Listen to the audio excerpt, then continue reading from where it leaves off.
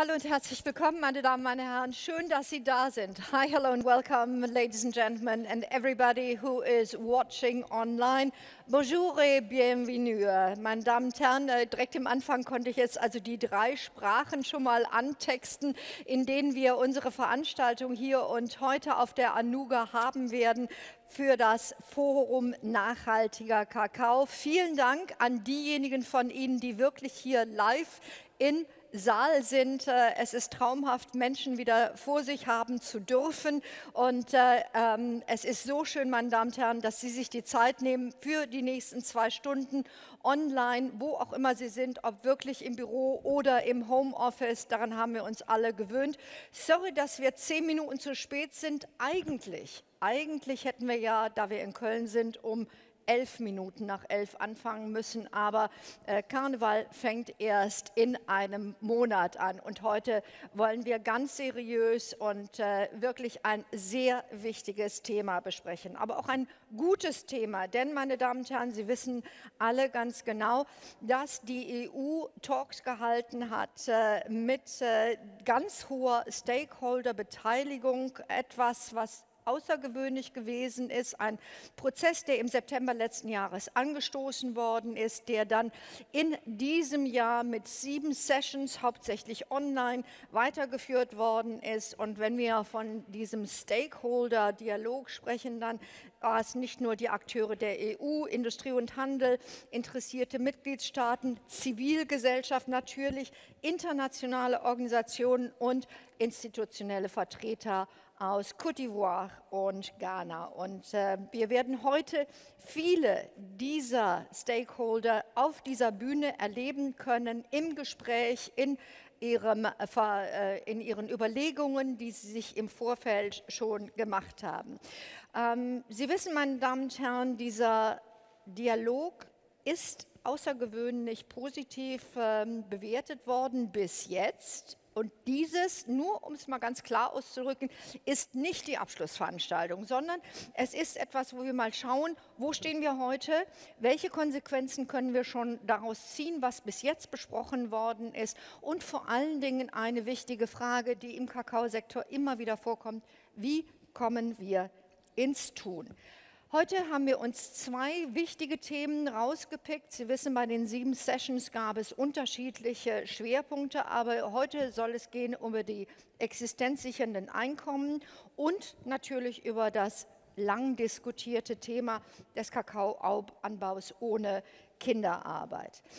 Wir wollen, wie gesagt, der offiziellen Abschlusskonferenz nicht vorgreifen, aber wir wollen vertiefen, was und in gemeinsamen Dialogen erarbeitet worden ist, was das konkret bedeutet. Das heißt also, wie die Forderungen umgesetzt werden können und welche Best-Practice-Momente es schon draußen gibt, die man ganz schnell ausrollen könnte. Und natürlich, die wichtige Frage ist nicht so sehr, was können die anderen tun, sondern eigentlich so eher im Sinne der SDGs, was muss ich von meiner Stakeholder-Position selber machen. So, was folgt aus den EU-Kakao-Talks? Das ist die Frage gewesen, mit denen sich alle schon im Vorfeld beschäftigt haben. Schön, dass Sie jetzt dabei sind, denn wir wollen jetzt einige Auftakt- und Eingangsreden hören und es macht mir sehr viel Freude, die neue Vorsitzende des Forums Nachhaltiger Kakao vorzustellen, Meret Bouama. Im normalen Leben erfahrene Fachfrau im Kakaosektor mit langer praktischer Erfahrungstiefe, in Westafrika vor allen Dingen, nicht immer, aber häufig in Kooperation mit der GEZ und jetzt, okay, schaffe ich es, mit der Alfred Ritter und Kakao. KOGAG zuhören. Also erstmal einen großen Applaus, damit wir hören, dass Sie alle da sind. Dankeschön.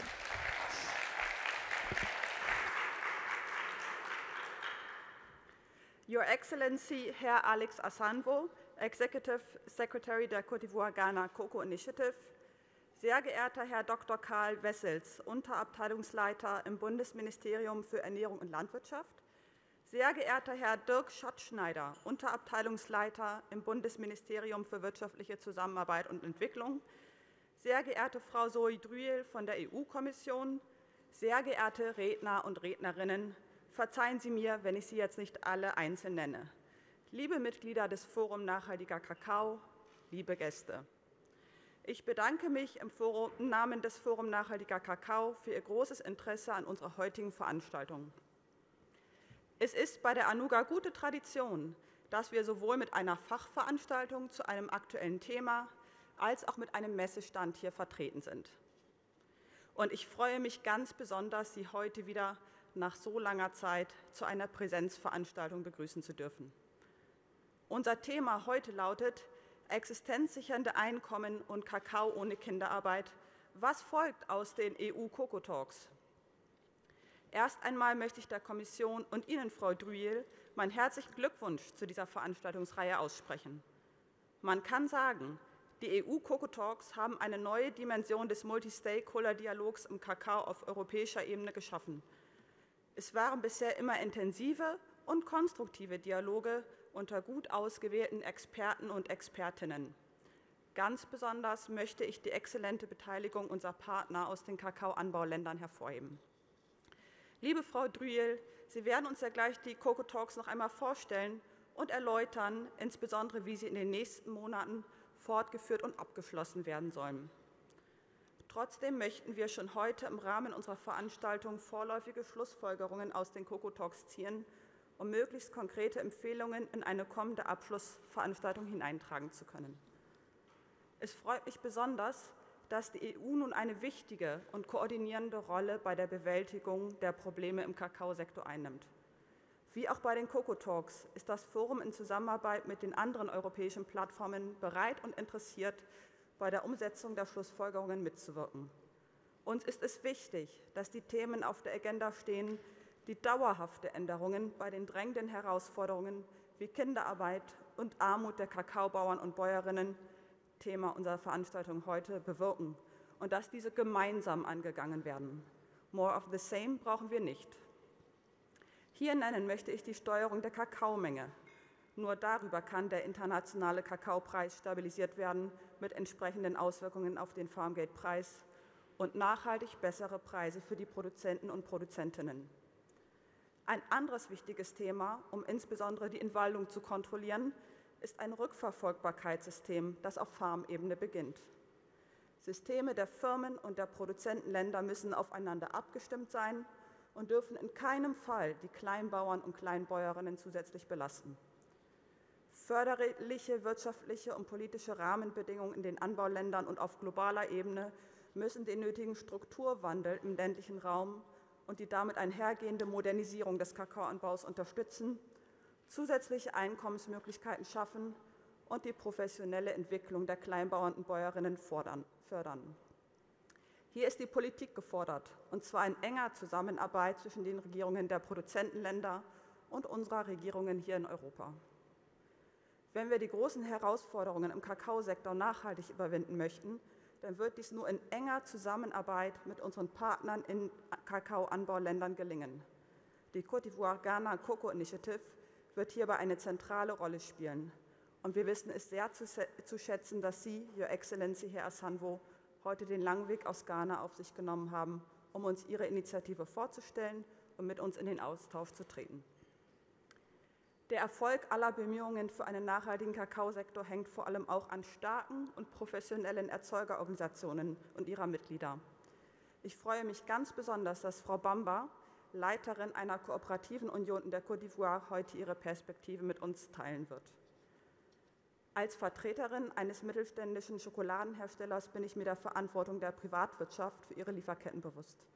Wir sind uns alle einig, dass diese Anstrengungen noch verstärkt werden müssen. Das deutsche Sorgfaltspflichtengesetz und insbesondere auch die kommende EU-Due-Diligence-Gesetzgebung werden dazu beitragen, ein Level Playing Field für alle zu schaffen. Dies wird aber nicht ausreichen, um einen nachhaltigen Kakaosektor zu gestalten. Die Politik muss an den richtigen Stellschrauben drehen und der Politikdialog muss effizienter werden. Die unterschiedlichen Akteure müssen an einem Strang ziehen. Ich wünsche mir daher, dass wir heute konkrete Empfehlungen an die hier verschiedenen Akteure und selbst als Multi-Stakeholder-Initiative eingeschlossen ableiten und in die Abschlussveranstaltung der Coco Talks hineintragen.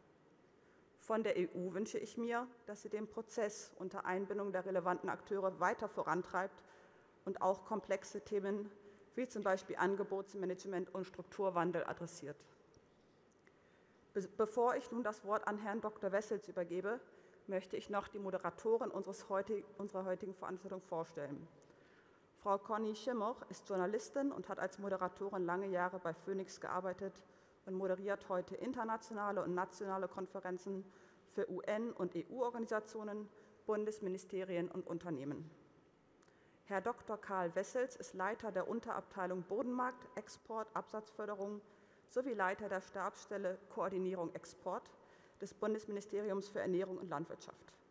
Zuvor war er von 2018 bis 2020 Leiter des Grundsatzreferats der Marktabteilung und seit 1992 im Dienste des BMEL tätig. Lieber Herr Dr. Wessels, Sie haben nun das Wort. Ich wünsche uns allen eine gute, erkenntnis- und ergebnisreiche Veranstaltung.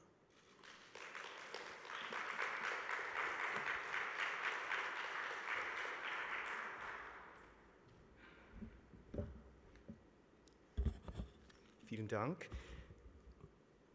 Ihre Exzellenz, Herr Assange, sehr geehrte Frau Dröhl, sehr geehrte Frau Boama, meine sehr geehrten Damen und Herren, ich freue mich außerordentlich, hier heute bei Ihnen an dieser Veranstaltung auch physisch teilnehmen zu können. Das war ja vor einigen Monaten noch nicht absehbar, dass das wieder möglich ist, und das gibt keinen Ersatz für das direkte Miteinander, und das ist das, was heute hier, glaube ich, die Veranstaltung ausmachen wird. Das ist schon die Vorschusslorbeer auf den Ablauf, wovon ich überzeugt bin, dass die Gespräche, die Sie auch am Rande heute führen werden, fruchtbar sind und nochmal vertiefend sind zu dem, was gleich auch in den einzelnen Diskussionsbeiträgen dann thematisiert wird.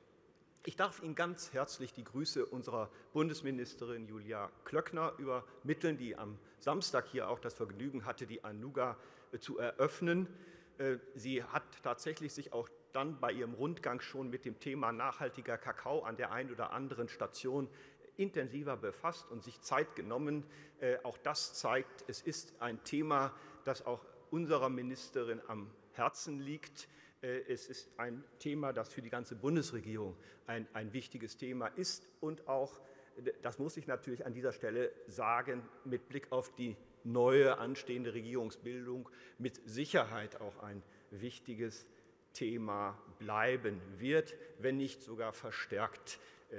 Insofern, denke ich, sind die Rahmenbedingungen positiv. Sie hatten es angesprochen, Frau Boama, auch die Kommission hat sich ja nun intensiv Themen zugewandt, auch im Zusammenhang mit Nachhaltigkeit, mit Erhaltung Regenwälder etc. haben wir, glaube ich, ein Umfeld auch auf europäischer Ebene, das positiv ist und das der Entwicklung, den weiteren Entwicklungen einen Schub geben wird. Wir sind heute zusammengekommen, um Schlussfolgerungen aus den Cocoa Talks zu ziehen und unsere Erwartungen an die Europäische Kommission auch auszutauschen, abzugleichen. Das BMEL, also unser Ministerium, begrüßt den Prozess außerordentlich und ist auch an einer starken Beteiligung der kakaoproduzierenden Länder sehr interessiert.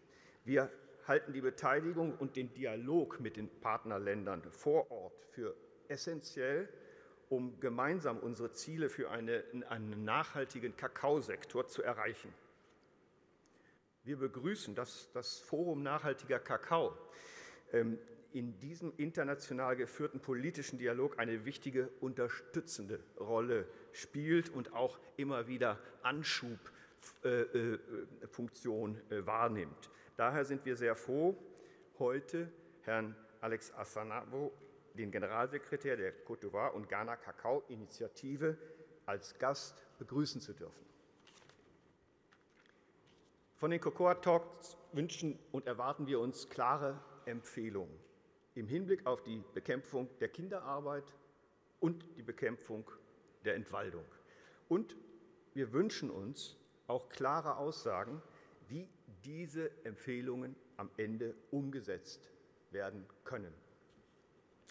Wie Sie alle wissen, hat sich das Forum insbesondere folgenden Zielen verschrieben: die Lebensumstände der Kakaobäuerinnen und Bauern und ihrer Familien zu verbessern, zu einem gesicherten Lebensunterhalt beizutragen, die natürlichen Ressourcen und die Biodiversität in den Anbauländern zu schonen und zu erhalten, sowie den Anbau und die Vermarktung nachhaltig erzeugten Kakaos zu erhöhen.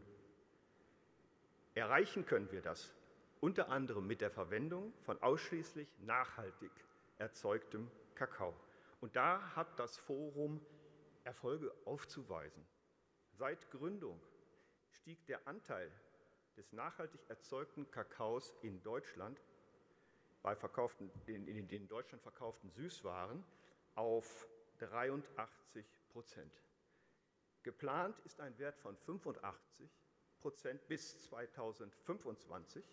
Das gute Ergebnisse für 2020 lässt also erwarten, dass wir diesen Zielwert schon wesentlich früher erreichen werden hier in Deutschland. Das ist ein schöner Erfolg des Forums Nachhaltiger Kakao und seiner Mitglieder. Wir tun aber auch viel für die Professionalisierung der Kakaobäuerinnen und Kakaobauern. Mit unserem gemeinsamen Projekt Pro Planteur unterstützen wir in 2 Phasen von 2015 bis 2025 mit einem Gesamtvolumen von über 9 Millionen € bis zu 30.000 Bauern und Bäuerinnenfamilien, und das erfolgreich. Denn von 2016 bis 2020 haben die teilnehmenden Familien im Schnitt schon etwa 24% höhere Erlöse erreichen können. Wir hoffen, dass bis zum Projektende 2025 diese Steigerung noch signifikant erhöht werden kann. Meine Damen und Herren, ich möchte gern zum Ende meiner Ausführungen kommen und Ihnen heute hier spannende Diskussionen wünschen, eine Veranstaltung wünschen, die zu umsetzbaren Lösungsvorschlägen beitragen kann, Lösungsvorschläge zur Bekämpfung der Kinderarmut, der Kinderarbeit und der Entwaldung, zur Bekämpfung der Entwaldung im Kakaoanbau. Herzlichen Dank für Ihre Aufmerksamkeit und gute Gespräche.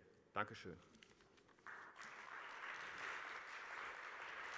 Lieber Herr Dr. Wessel, vielen Dank für diese schon Eingangsstatements und Hinweise auf was schon geleistet worden ist und wo wir vielleicht noch nachlegen dürfen. Frau Boama, vielen Dank für Ihre einleitenden Worte. Und meine Damen und Herren, wir reden nicht über, sondern wir reden mit. Und deshalb ist selbstverständlich auch die EU mit an Bord. Und die Stimme aus Brüssel werden wir jetzt hören. Sie alle wissen, teilweise gibt es noch Reiserestriktionen, die auch aus notwendigen Gründen auferlegt worden sind. Und das betrifft auch die Mitarbeiter der Kommission. Die dürfen auch nicht überall hin, auch wenn es nur von Brüssel nach Köln vielleicht eine Thalesreise wäre. Deshalb sind wir aber sehr froh, dass die Vertreterin der Kommission, Zoe Drouy, jetzt zugeschaltet sein wird. Und ich hoffe, dass, wenn ich mich jetzt nach rechts umdrehen werde, dass wir sie gleich sehen können. So it's a warm welcome direction Brussels, Zoe. I hope that you can actually hear us. Let me introduce you with 2 more sentences maybe.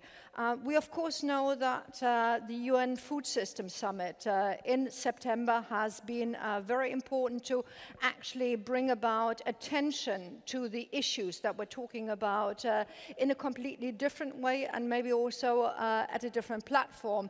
That's of course the EU initiative sort of fits into that perfectly well.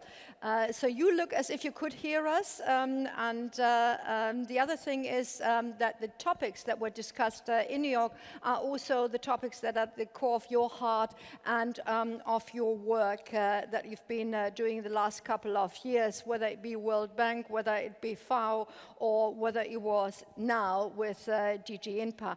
And of course the talks were accompanied by you and your colleagues. They were instigated, driven, and followed up. So we'd love to hear as we say, from the horse's mouth, what you feel about the talks, how they went, and maybe also, but we can deepen that in the panel discussion, where you think we could do a tiny little bit more. So, Zoe Druy. Thank you very much. I hope you can hear me correctly. Thank you very much. I would just like to take a few minutes indeed, as announced, to let you know a little bit about the Cocoa Talks, what they are, so that we kick off this discussion, with an understanding of what happened for those who weren't there.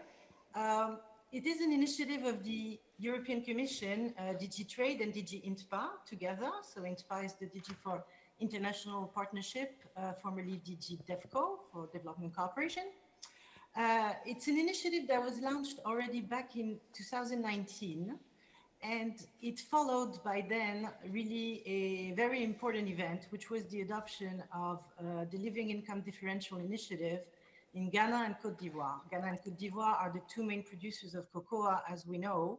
And this initiative was seen by the Commission as a potential game changer on the market because it puts living income of farmers at the forefront, because it is a national initiative, and because this issue of living income for farmers and really the issue of cocoa price is so central for the sustainability of cocoa production as a whole. So what the EU Sustainable Initiative wants to do is to improve the sustainability of the entire chain by launching a dialogue with all stakeholders. And this dialogue is to look at the three dimensions of sustainability: economic, social, and environmental together. So the multi-stakeholder initiative that comes with the EU Sustainable Initiative is the Cocoa Talks. The Cocoa Talks have been taking place at the EU level, but also in producing countries, in Ghana and in Cote d'Ivoire. It's rather innovative to the extent that it's a very open and inclusive dialogue. At least that's how we've designed it to the extent possible, that aimed at discussing what we see as the most important dimensions for sustainability. So just to give you a few more practical details about the Cocoa Talks, and then I will intervene later on the details in the panel. The Cocoa Talks themselves at EU level, they've been launched then in September 2020, so 1 year after. It was a high-level launch. Then we received feedback from all stakeholders on what they wanted the Cocoa Talks to look like. We looked at this very, very carefully, and we integrated that into a concept paper for the Cocoa Talks. And we launched the talks in January, and we've held them so far until the end of May. We've held 6 roundtables. These roundtables at EU level, they've gathered all EU stakeholders from the sector and the representatives of the producing countries, Ghana, Cote d'Ivoire, but also Cameroon, as an observer for now. These 6 roundtables, they've looked, first of all, the first roundtable was on living income and price. The second roundtable was on sustainability standards. The third roundtable was on traceability as it regards child labor and as it regards deforestation. The fifth was on sustainable production, agricultural production, looking a lot at agroforestry. And the sixth one was looking at the horizontal topic. I would just like to announce here that the Cocoa Talks are continuing, and the next Cocoa Talk is taking place on October 19th. It will be dedicated to the consumption side of the story, and the title is EU Consumers and Sustainable Chocolate Products. And we also hope to have, before the end of the year, at the date to be defined, an event much like this one, but at the Cocoa Talk level, sort of, to wrap up on what we've learned from the first round of Cocoa Talks, and with the understanding that the dialogue keeps going for a second round in and as needed. So I'm going to stop there, and thank you very much for giving me the floor for this introduction. Well, thank you very much, Joey. We're going to be seeing you again during the keynote, and that was beautiful from an optical point of view. And now, ladies and gentlemen, it's a great pleasure now to introduce both our guest of honor and our keynote speaker, and later on also our panelists. So you've got a lot of hats already on. Your Excellency, Alex Assange. We're really, really happy that you're here, and welcome back to the Rhineland. I know that you spent some time of your life here, of your beautiful career, so it must be quite nice to sort of, you know, be confronted with the Rhinish accent, the Rhinish temperament again. In fact, we've already heard that you actually had the Ivorian and Ghanaian government's special initiatives, the initiative Kakao, d'ivoire, Cote d'Ivoire, and Ghana. You've actually been elected, not just sort of sat there, but that means that you are actually, when I thought about introducing you, I thought he is really what we would call Wanderer zwischen den Welten, somebody who is walking between the worlds and actually combining them, bringing them together. So you've actually been working for both the business world and, of course, for institutions, as now. You've been with producers, you've been a negotiator, you're talking about fair trade and sustainability, certainly, I mean, as a core of your career earlier on. So basically, probably not just the best man for the job, but also the best man to give us the keynote now. Really, really happy to have you here. That lectern is yours for the next 15 minutes, and after that, I'll be joining you back upstage. Ladies and gentlemen, could you please give him a big hand, Alex Assange.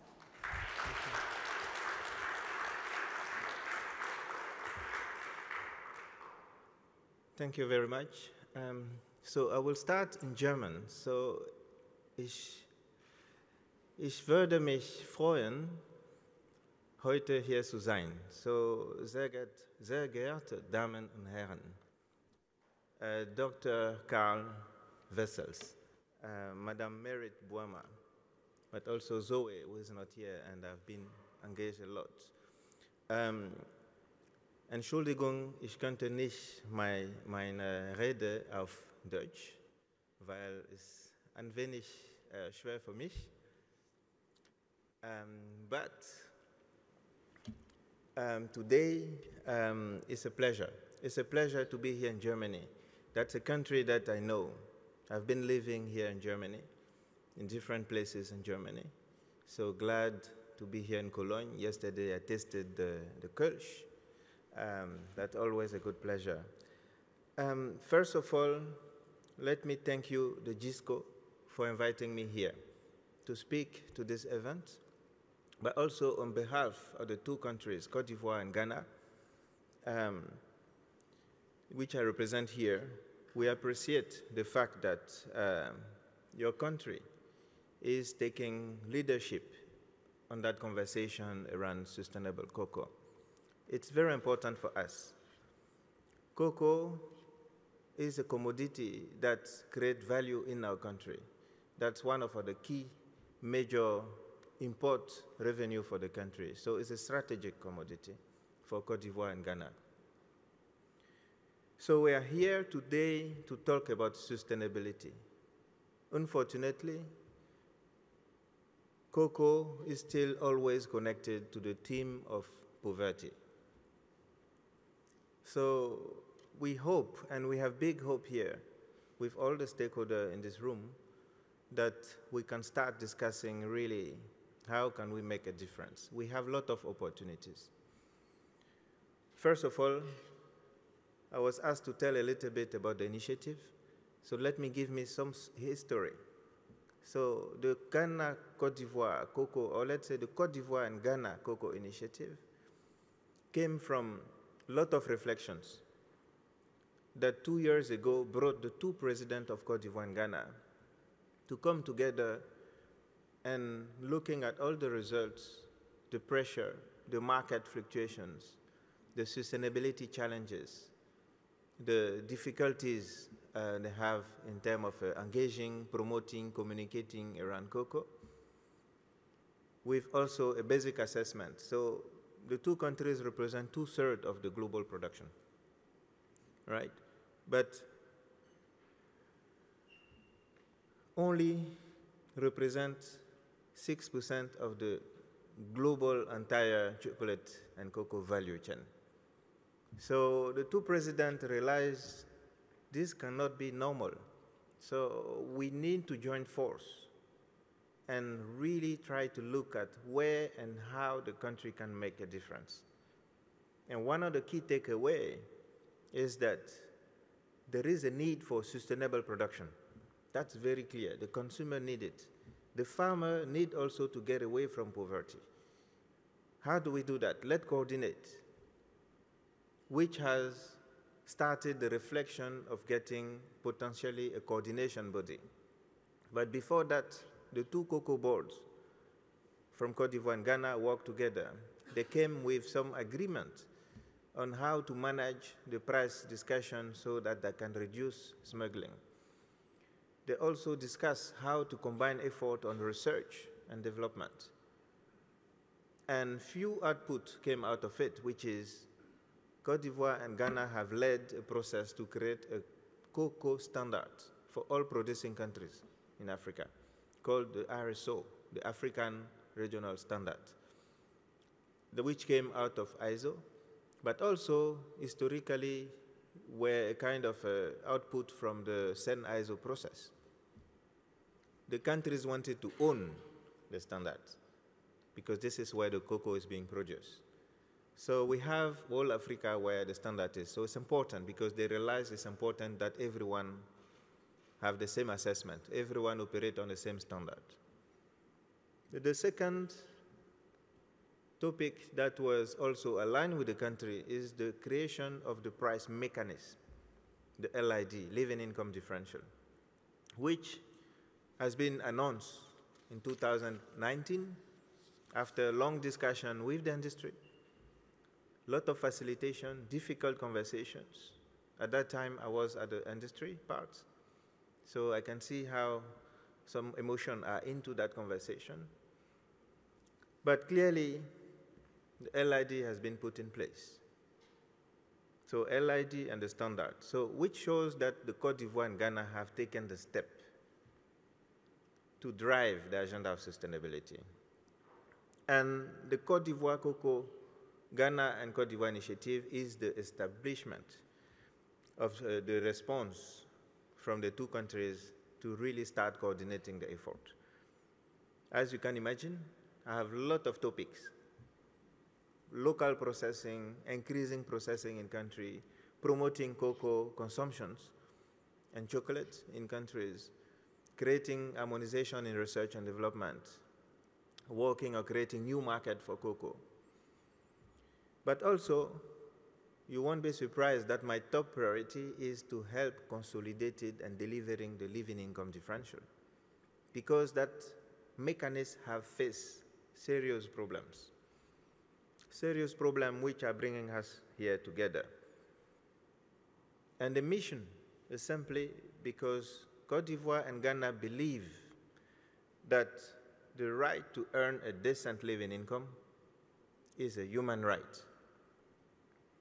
So it is unrealistic to expect other human rights and environmental positive impact to be met on a sustainable way if we cannot deliver that element.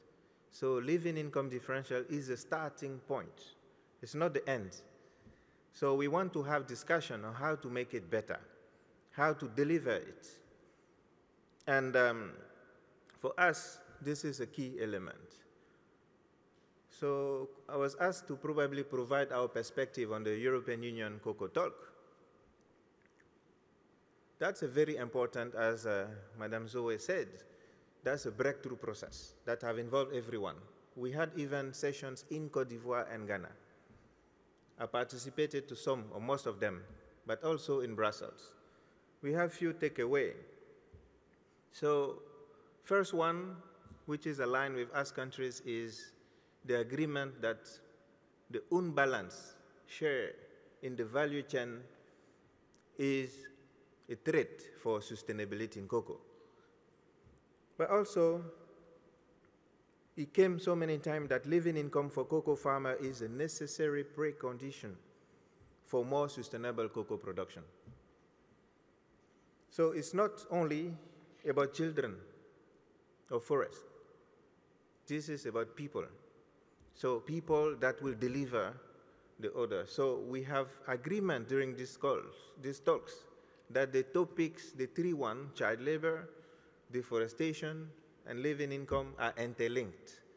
So tackling two and not tackling the other one won't work. So we need to work it together, and we need to start somewhere. We, Cote d'Ivoire and Ghana, believe that if the farmer earn more, this will create the motivations, the intent to start driving new behavior. But also one big observation is that the debate have been too centered on production. The farmer has to do, the country have to do, always the farmer. But we have been missing a point that is a very strong gray area for many of us. Not for me, but many of you here in the room don't know the mechanic of the trade, the market. We need to acknowledge that cocoa is a future market commodity. 1 year in advance, cocoa is being bought. But we also need to acknowledge that despite the massive production and sense of oversupply, physical cocoa represents only 10 to 15% of the global future market. So this shows that there is some speculation, there is some trading elements, not to say this is bad, because that's business. But if we want to think about sustainability, we need to think differently. We need to assess all the elements from the production to the end product. We know what the farmer needs to do. Everyone knows. We know what the research needs to do. We know what the yield should be. We have few benchmarks, but the other part of the business, we need to get it. And this is a strong expectation we have. And I'm glad, after several conversations I had with Brussels, that Mrs. Zoe said today they will have a session on the consumptions, which is good. Which is good because we believe that this is the right things to do. We hope that we'll go deep into some of these conversations. But also, one last point we had observed is the fact that there are too many initiatives. And I'm glad that GISCO is not just GISCO. We have Frisco, we have Netherlands, Belgium, and all. And they're all working together. This is really great, because only coordination can help driving common grounds, common assessment. But still, there are too many initiatives, and we need coordination. We need more alignment and common definitions. So let me kind of go to almost the end with some reflections. And that will help us for the next sessions. What is the true cost of cocoa? We are all here, but we see, and we don't need to go into mathematical process to realize that the price of today, cocoa doesn't cover cost of production. Otherwise, the farmer will have been away from poverty long ago. So producing more sustainable cocoa goods has a price. What's the price of growing sustainable cocoa? But another point that I've been reflecting for long, and it will provoke a little bit, and I know some actors involved in the big trading aspect may say this is silly. However, we need to think again differently. So, is the era of the commodity over? That's serious, because today the trade of cocoa, especially West Africa, have been fully based on getting the cheapest cocoa. That's why you have Cote d'Ivoire and Ghana cocoa in every chocolate, for almost every chocolate. So that can help balance the taste, but also some cost. The trade has been based on supply and demand. Yes, this is the right thing. This is the way it is. Is it the way it should be? I don't know. But we all want sustainability. So we need to start thinking what and how, within that whole mechanism, sustainability is being featured, included in. Because if it's just supply and demand, we are not delivering the purpose. We are not creating the space to discuss seriously sustainability output. So it's a very, very important topic. I know it's a difficult one. So many times I've been told I'm crazy, I'm silly, that doesn't make sense. Focus on your country stuff. But I won't. I won't, and I will have the discussions. I will go into that discussion deep because we have knowledge. There are historical setups that haven't been revisited even. So everyone assumes, but this is an area we need, when we sit together, we cannot always talk about producer have to do, producing country have to do. What are we going to do? When we take the value chain and we see that almost 90% or more than 90% is in the value. Yes, we can process more in Cote d'Ivoire. 40% now is being processed, grinding, but not consumptions. But we also see that the tax is also a big part of this element. We, the country, only 5%, including tax, but the rest is being taxed. We need to reflect out of it. How do we create a shared value? And I'm here because I believe that this is a conversation we need to have. It's not just about increasing, and we see that the LID, despite support from the European Union, from many of the companies, indeed, not all, some companies don't and didn't want, but I'm here, I have Ferrero, I have others. They have been supported from the starting point. However, European Union, everyone, but we realize that there were some mechanics that came into the process, direct buying at the stock exchange, diversifying, because everyone could go wherever they want, yes, but you cannot claim you do sustainability, because you are paralyzing, penalizing countries that are doing the effort. And the countries that do the effort need to be rewarded. That's why we see the legislation as an opportunity. So my closing remark is really to say it's a matter of business. Business needs to operate, but not on the expenses on the weakest link. So we are here, again, to have this discussion, and I welcome everyone for the goodwill, for the good conversation I have with the GISCO members, and also for the one I will have with the BMZ and different other stakeholders. So thank you very much, and I hope this reflection will help us for the next conversations. Thank you. Thank you so much, Alex, and I'm quite sure that we're going to pick up on a couple of points during the panel discussion later on. And just as a quick reflection, I see that a lot of these conversations, these discussions are also parallel in the world of transformation in view of climate change and other challenges, which of course also touches upon the cocoa sector. So thank you very much for your keynote, and ladies and gentlemen, let me just quickly take you along. Und das bedeutet, dass ich wieder mal kurz die Sprache wechsle, weil wir sozusagen unsere Grundsprache eigentlich Deutsch hier sein sollte. Ich nehme Sie jetzt mal ganz kurz mit auf das, was wir geplant haben. Und ja, wir sind schon ein bisschen auf der späten Seite.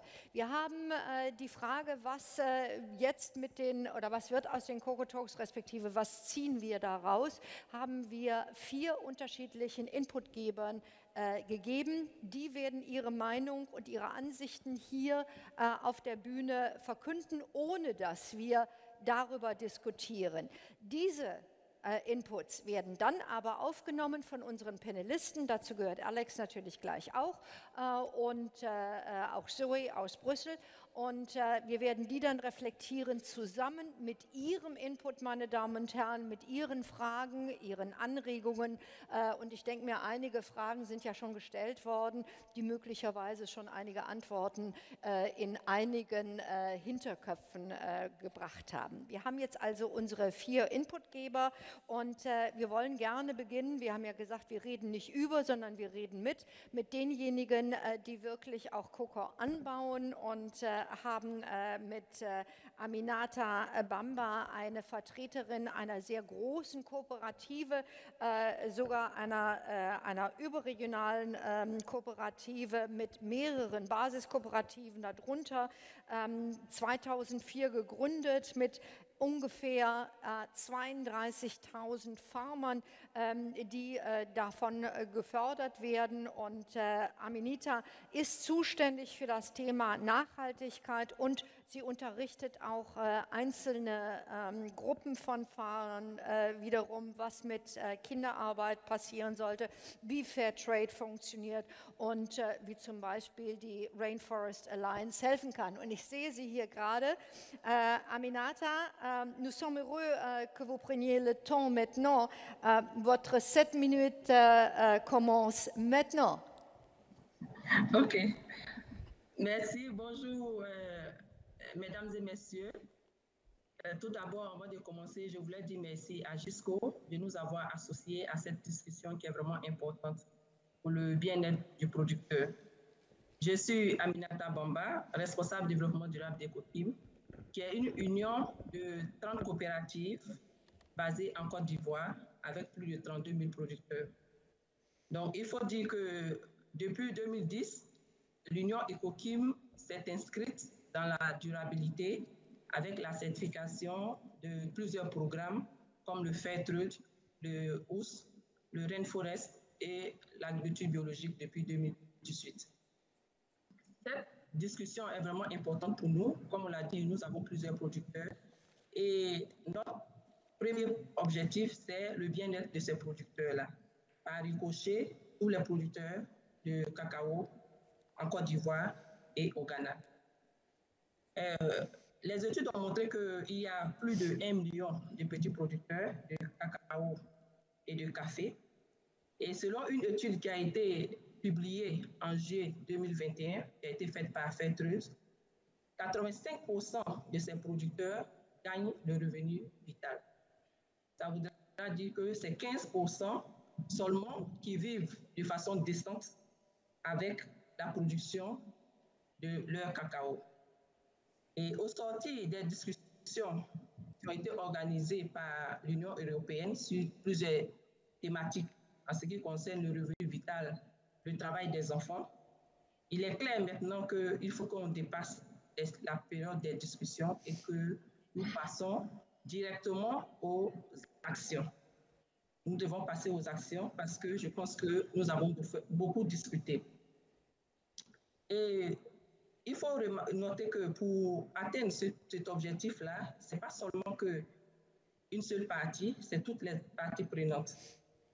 Il y a des actions qui doivent être menées par les producteurs et leurs coopératives, par les pays producteurs, par l'Union européenne, par les industries, par la partie civile. Et c'est ensemble que nous pouvons atteindre cet objectif-là par les efforts de tout un chacun. En ce qui concerne le premier élément qui concerne d'abord le producteur, c'est-à-dire la responsabilité du producteur, il faut permettre au producteur de pouvoir adopter les bonnes pratiques agricoles dans sa plantation. Non pas seulement pour augmenter son rendement, mais aussi pour lui permettre à ce que la vente de son cacao puisse l'aider à augmenter ses revenus. Et non pas aussi pour que le prix au niveau international chute. Mais l'idée, c'est que le cacao qui est produit puisse être absorbé par le marché et nous pensons que ça peut se faire. L'autre chose qui est la responsabilité du producteur, c'est de diversifier ses sources de revenus. afin qu'ils puissent avoir d'autres revenus que le revenu du cacao. Et c'est dans ces termes-là que, depuis, Ecoteam a mis dans sa stratégie le développement d'activités génératrices de revenus pour ses producteurs, pour leurs femmes dans le cadre de leur autonomisation et pour les jeunes. Et nous avons intégré intégré les jeunes parce qu'ils constituent la relève de demain. Et nous avons mis en place des projets comme la production de miel, les fermes agricoles pour leur permettre de subvenir à leurs besoins. Le deuxième élément concerne le prix. Et le prix, ça ne dépend pas du producteur, mais plutôt de l'industrie, des États producteurs, de l'Union européenne et de la société civile. Et le prix que nous demandons, c'est un prix équitable, un prix juste et un prix rémunérateur. Tout à l'heure, les activités que nous avons citées en ce qui concerne la diversification des sources de revenus, ça a un coût et il faudrait que le producteur, par la vente de son cacao, puisse réinvestir dans ces activités-là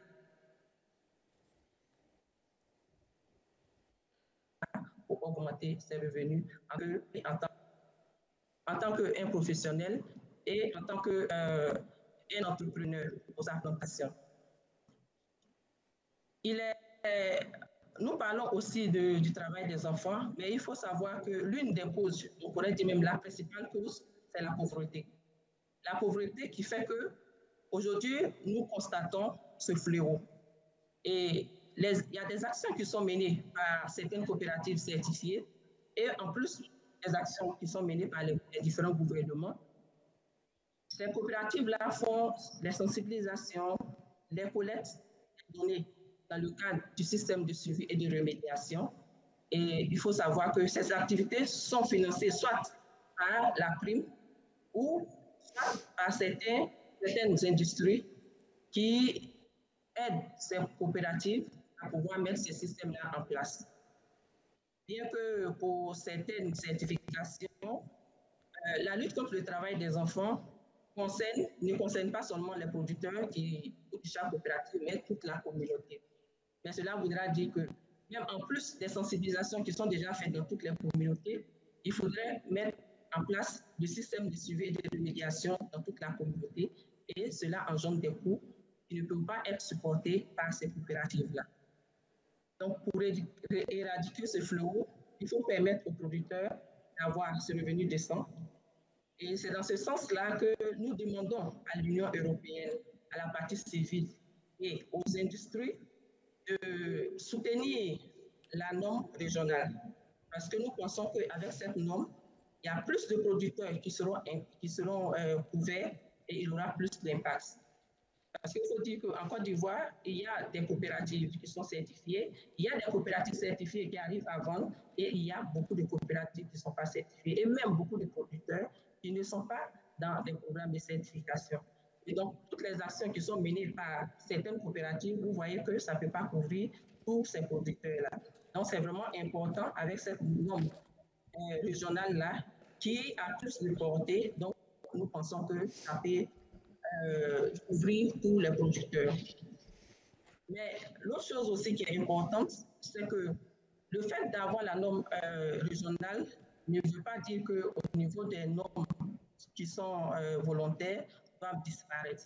Parce que nous pensons que chaque norme a ses particularités et ça permet aux coopératives et aux producteurs d'avoir une opportunité de marché. Et ces marchés, nous le savons, bien que souvent, certaines personnes pensent qu'il n'y a pas d'impact, mais nous qui sommes sur le terrain savons qu'au niveau avec les normes, il y a des impacts, mais étant donné que les impacts ne sont pas à grande échelle, donc souvent, c'est vraiment difficile de le percevoir. Mais nous qui sommes sur le terrain savons qu'il y a vraiment des impacts sur le terrain. Et donc, il faudrait quand même, comme on l'a dit, que les différents normes coexistent, mais il faudrait mettre en place un système de conformité qui est commun et qui est commun. Aminita, can you hear me? One last sentence, please. Seulement un mot. Ok, d'accord. D'accord. Ok, donc, comme je le disais, c'est de permettre de soutenir la norme régionale, de soutenir aussi les producteurs, surtout la société civile, par les plaidoyers. Comme on le sait, généralement, toutes les rencontres, c'est que rares fois que les producteurs sont là, donc souvent les producteurs ne sont pas écoutés. Et ce sont des personnes comme des initiatives comme vous qui peuvent porter la parole des producteurs plus haut. Vraiment, je vous remercie. Désolée pour le temps, il y a tellement de choses à dire. Donc, on espère avoir donné tous les éléments qu'il faut pour cet événement-là. Merci. Wonderful. Thank you very much. Merci bien. À vous. Und Sie dürfen gerne klatschen. Vielen Dank, meine Damen und Herren.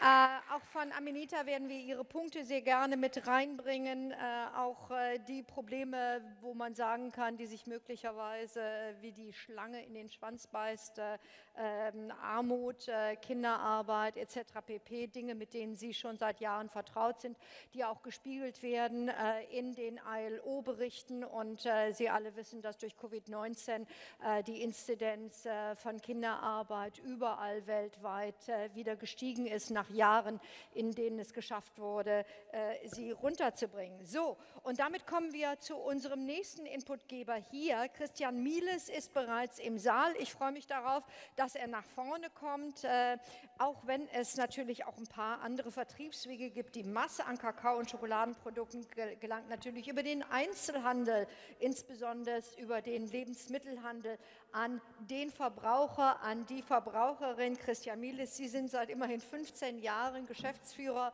des Bundesverbands der deutschen Lebensmittel e.V. und Sie haben sich die ganze Zeit beschäftigt mit Lebensmittelrecht, Qualitätssicherung, Verbrauchsrecht, Nachhaltigkeit etc. pp. Ich könnte weitergehen. Ihre 7 Minuten beginnen jetzt. Wir freuen uns auf Sie. Dankeschön. Ja, vielen Dank, sehr geehrte Damen und Herren. Freuen wir uns erstmal, dass wir hier den Impuls geben können, hier auf der Veranstaltung der ANUGA. Wir sind ja auch mit dem Retail-Forum hier als Partner, mit dem Kakao-Forum. Wir würden Sie auch nach der Messe, nach dieser Veranstaltung quasi herzlich einladen, uns dort auch nochmal zu besuchen und hier diese physische Messe zu erleben. Ja, kurz zu den Herausforderungen EU-Cocoa-Talks aus der Perspektive Lebensmittelhandel. Wir haben natürlich bekannte Herausforderungen, die wir hier sicherlich nur kurz erwähnen müssen. Das ist die Situation, ich sage mal, mit dem derzeitigen Überangebot, auch Spekulation wurde ja genannt. Niedrige Kakaopreise. Wir haben die Situation, dass diese ja auch festgelegt werden in den Ländern. Kleinbäuerliche Strukturen sind natürlich auch eine besondere Herausforderung. Kleine Anbauflächen, geringe Produktivität. Kleinbauern, das ist natürlich, das haben wir ja eben auch sehr eindringlich vernommen. Auch dort hört man ja immer wieder, dass auch der Organisationsgrad hier, was genossenschaftliche Strukturen anbelangt, immer noch ausbaufähig ist.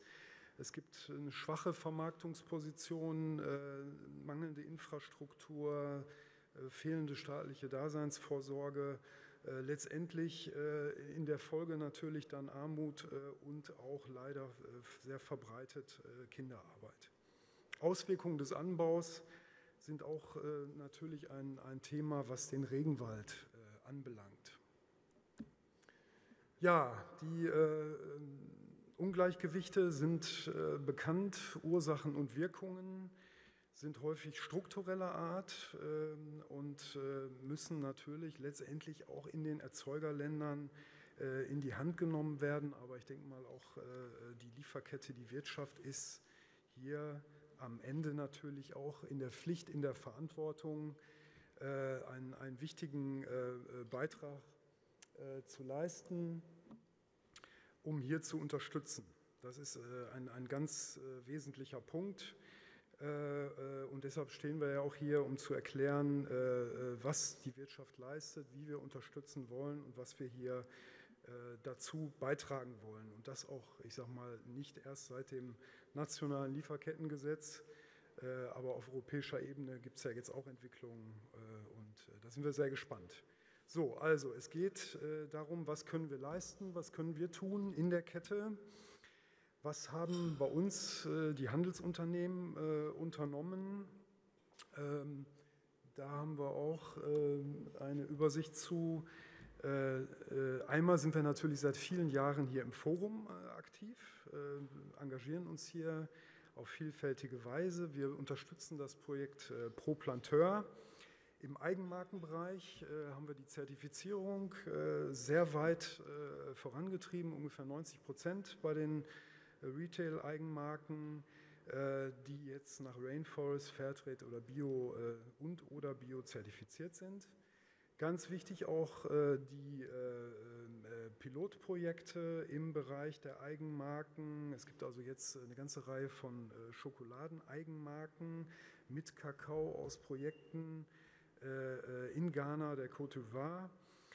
Bauern erhalten dort die Fairtrade-Prämien, sie erhalten Preisaufschläge und letztendlich auch noch das Fairtrade-Lit, den Zuschlag, um hier noch weiter aufzustocken und weiter zu unterstützen. Es ist jetzt auch so, dass selbst bei fallenden Preisen es so ist, dass man also hier auch eine Differenz nochmal ausgleicht, um hier quasi nochmal einen Puffer zu geben, um hier vernünftige Preise zu erreichen. Aber, und das ist ganz wichtig, es sind nicht die einzigen Aktivitäten in den Projekten. Es geht auch um physische Rückverfolgung bis Ebene Kooperative. Es geht um Schulungen, es geht um Verbesserung der Anbaupraktiken, es geht um Schulungen auch in Sachen Bewirtschaftung, Management in den Kooperativen und letztendlich auch, was auch ein ganz wesentlicher Punkt ist, Diversifizierung des Anbaus. Es werden also dort Cashews, Erdnüsse, Mangos, Honig sind Beispiele, dass man hier eben auch in andere Bereiche reingeht. Also der Handel ist, denke ich mal, obwohl er hier am Ende der Kette steht, Bindeglied zum Verbraucher natürlich auch in einer wichtigen Rolle. Und ich denke mal, mit seinem Engagement ist er hier schon recht weit, aber wir wollen natürlich auch noch weitere Schritte unternehmen. Und zwar geht es natürlich darum, den Anteil nachhaltigen Kakaos weiter auszubauen. 100%, sagen wir mal, ist das Ziel, was natürlich oft bei Produkten mit sehr geringen Kakaoanteilen nicht ganz so einfach ist, aber wir werden da voranschreiten. Der Dialog mit Standardgebern ist ganz wichtig, auch in Richtung existenzsichernde Einkommen. Dort müssen wir weiter dran arbeiten. Dann müssen wir uns dafür einsetzen, natürlich, dass missbräuchliche Kinderarbeit abgeschafft wird. Da gibt es auch Initiativen über die Standards, aber über die Standards hinaus auch. Und am Ende natürlich ganzheitliche Agrarprogramme, Steigerung von Produktivität, ja, auf der einen Seite, aber eben immer im Blick auch die Mengenproblematik. Qualität ist wichtig, Diversifizierung ganz wichtig, Alternativen auch zu schaffen, Überproduktion zu verhindern und letztendlich auch die ich sage mal, Regenwälder zu schützen. Also es darf nicht Ausweitung auf Kosten der Regenwälder geben. Ja, im Ergebnis ehrgeizige Ziele, denke ich, die sich die Unternehmen gesetzt haben, hier auch im Forum und die sie mit aller Kraft auch vorantreiben wollen. An dieser Stelle jedoch auch nochmal ein paar kritische Anmerkungen, doch auch zur Situation Preise.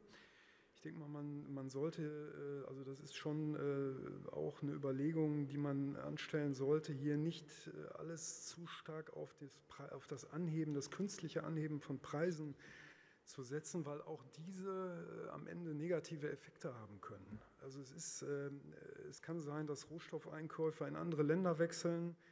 Es kann sein, dass Bauern vermehrt investieren in Produktivität. So, am Ende haben wir mehr Erträge, wir haben Überproduktion, wir haben wieder fallende Preise. Bauern intensivieren ihren Anbau.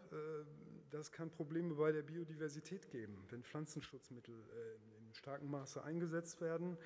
Und letztendlich muss man die Regenwälder im Blick halten, denn auch dort kann es Entwicklungen geben, die dann eben nochmal dort Dinge verändern. Ja, wir wurden gefragt, das war ja auch das Thema, ich mache es ganz kurz. Wie sieht das aus? Was kann die Politik leisten? Da haben wir natürlich auch die Ursprungsländer im Blick, die Erzeugerländer. In wenigen Worten. Da muss man sich natürlich Gedanken machen über Fragmentierung, kleine Flächen, die dürfen nicht noch kleiner werden. Man muss schauen, dass man da wettbewerbsfähig ist. Man muss ein Mengenmanagement, darüber muss man nachdenken. Überangebot ist keine Lösung. Man braucht ganzheitliche Agrarprogramme. Man muss die Infrastruktur verbessern, man muss die Regenwälder schützen und letztendlich auch wichtig die Schaffung von Beschäftigung außerhalb des Kakaosektors. Also über und damit komme ich Ihnen wirklich ganz nahe und Sie dürfen noch Tschüss sagen, weil wir jedem 7 Minuten gegeben haben. Alles klar. Den einen Satz noch, den allerletzten Satz noch. Ja, ansonsten, ich sage nur noch 2 Stichworte: Partnerschafts- und Handelsabkommen. Das ist ein wichtiges Thema für die EU, für die europäische Politik. Und letztendlich natürlich auch das Living Playing Field, ne, was wir auf europäischer Ebene anstreben. Jedes Unternehmen für seinen Verantwortungsbereich muss seinen Beitrag leisten. Ne? Lieber Herr Mieles, ich habe immer das schwierige Gefühl, dass auf der einen Seite höre ich den Leuten immer gerne zu, auf der anderen Seite habe ich das Zeitmanagement im Nacken und meine Kunden sind mir dann auch böse, wenn ich das Zeitmanagement nicht mache. Vielen, vielen Dank, auch vor allen Dingen, dass Sie sich weiterhin so stark engagieren im Forum und im Vorstand. Vielen Dank. Deshalb werde ich jetzt die Anmoderation für den nächsten, der hier im Saal ist, ganz kurz machen. Wir haben schon gemerkt, viele Leute, die hier auf der Bühne stehen, haben unterschiedliche Hüte und viele Hüte. Harald Pulmer, der jetzt zu uns kommen wird, hat viele, viele Hüte. Harald Pulmer, sind Sie da? Are you there? You're on the way. I can already see that. So in short, after more than 30 years with Cargill, 20 in Kakao, you've been actually president of Kakao and Chocolate for the last 5 years. Do I actually see? Ah, there you are. Okay, that was a last-minute change over to, you're not present. I still have you as sort of, being physically present here. Last 5 years, president of Cargill, Kakao and Chocolate, and since June last year, chairman of the European Cacao Association, and that's the hat with which or under which you'll be talking to us now. Your 7 minutes start now, and as you've seen, I'm quite strict about that. Very good. Thank you very much. I'm sorry that I could not be there in person, but hopefully this works as well. So good morning, ladies and gentlemen.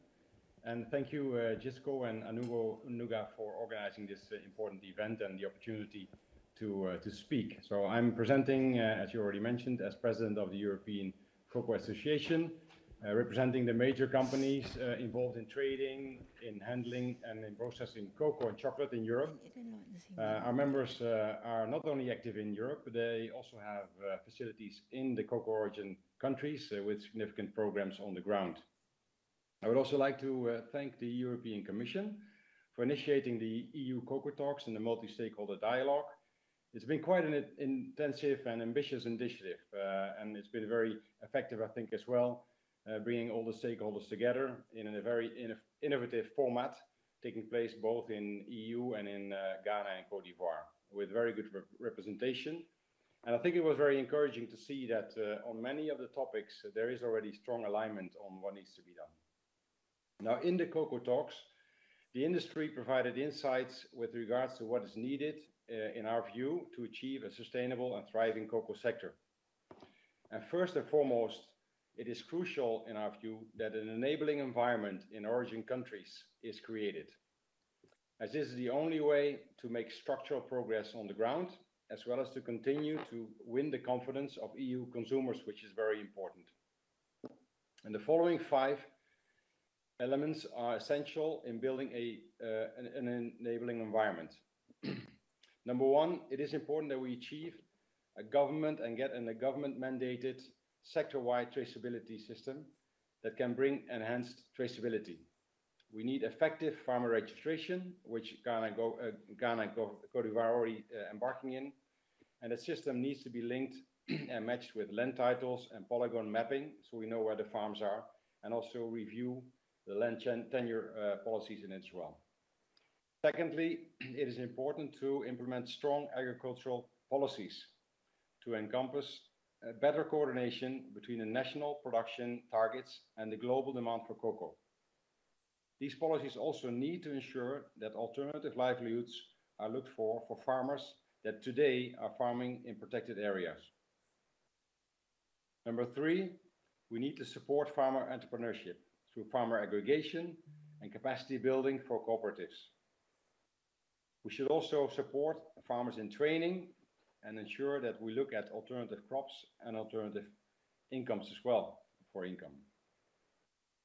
Number four, it is important we support and establish strong national laws addressing environmental and human rights protection, with a particular focus on developing a robust farming-free policy regarding protected forests and national parks. And the fifth element around the enabling environment is ensuring that the implementation of the African Regional Standard for Sustainable Cocoa aligns with the EU regulatory framework on environmental and human rights due diligence. The ECA and its members have been very clear that child labor has no place in the cocoa production, and that this problem requires an effort from all the stakeholders to be addressed effectively. Considerable efforts have already been made addressing child labor, thanks to the cooperation between industry, governments, communities, and thanks to the outstanding role played by ICI. The EU Commission's recent study on ending child labor and promoting sustainable cocoa production in Cote d'Ivoire and Ghana provides key recommendations on the different roles and responsibilities of stakeholders. The EU Commission is very clear that the governments of these two countries have the ultimate responsibility for the well-being of children and adults who are working in the cocoa value chain. The report also highlights that the private sector should focus on strongly scaling up current initiatives. We fully agree with that recommendation. In order to accelerate, we do need the support from the EU, from consuming and producing countries, to develop these successful initiatives like CLMRS, the Child Labor Monitoring and Remediation System, and new projects like CLEF, the Child Learning and Education Facility. Living income is also part of the discussion and needs to be a result of a mix of smart policies working in synergy. ECA members recognize that farmers achieving a living income is of fundamental importance. During the Cocoa Talk process, the discussion has often been narrowed down too much on price. Indeed, price is a critical driver of farmer income, and ECA members are voluntarily incorporating the living income differential. However, without a strong agricultural and supply management policy, artificial price increases may result in oversupply and forest degradation.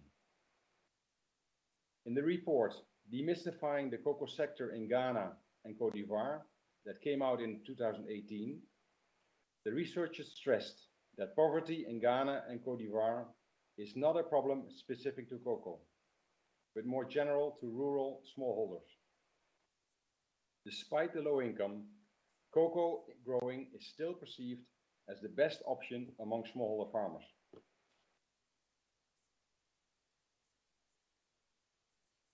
All participants in the Cocoa Talks emphasized that the EU authorities and the governments of cocoa producing countries need to play a leading role in defining and implementing structural reforms aimed at creating a strong agricultural policy and implementing and enforcing a robust traceability system to comply with the EU new requirements related to human rights and deforestation. The ECA members therefore have three requests. First, to develop a concrete action plan that proposes targeted actions to address the identified gaps in public intervention to achieve sustainable cocoa production. This action plan needs to be time-bound and implementable with clear and achievable objectives. Each objective should detail the activities that need to be carried out by each of the actors within a well-defined time frame. And a monitoring and reporting mechanism should be a fundamental part of the plan. ECA members are ready to participate in the development and enforcement of this action plan. Second, we propose to continue the multi-stakeholder engagement, both in Brussels and at producing country level, to ensure that we have a platform to discuss the EU laws on sustainable corporate governance and on combating deforestation and forest degradation. It is important to identify potential obstacles and propose alternative options before the entry into force of these two EU laws. The objective will be to ensure alignment with the national initiatives, such as the African Regional Standard, which is already talked about. And the third request is that we develop specific guidelines for the cocoa sector, which should be linked to the expectations that need to be met. To conclude, I would also like to ask a few questions to the other speakers to impulse the discussion at the panel.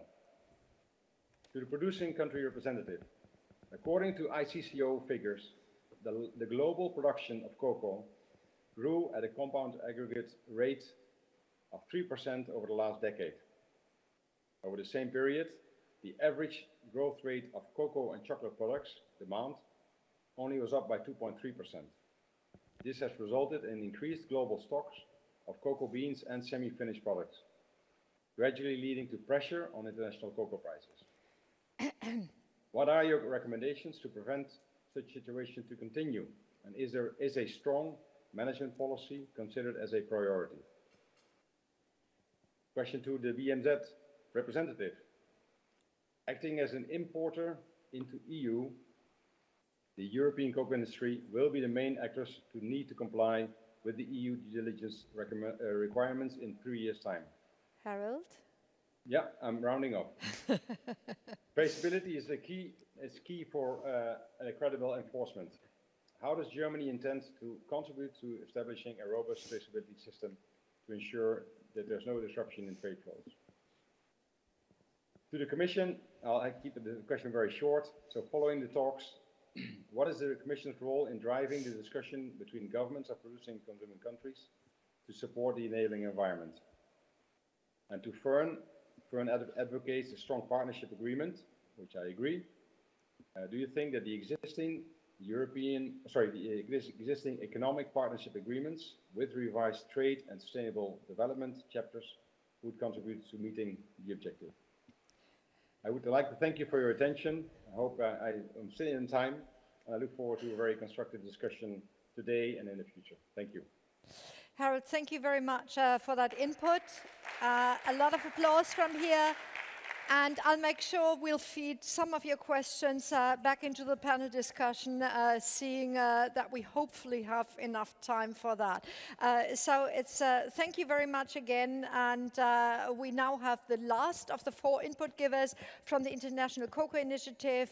We'll be talking to Matthias Lange, who will be becoming its executive director on the November 11th, i.e. in 1 month. But Nick Wetherill wasn't able to make it today, so we already have sort of a preview of the future executive director. Mind you, you've been with the ICI for many, many years, so that shouldn't be too much of a challenge to you personally.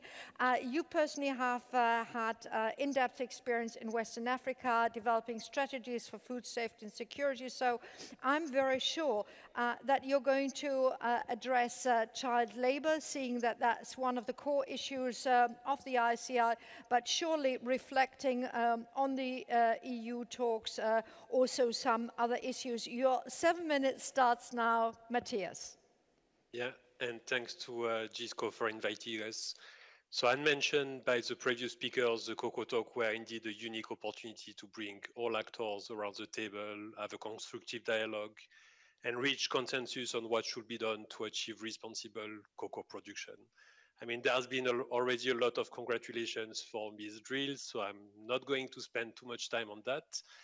And yes, in the interest of time, I will go straight to my points.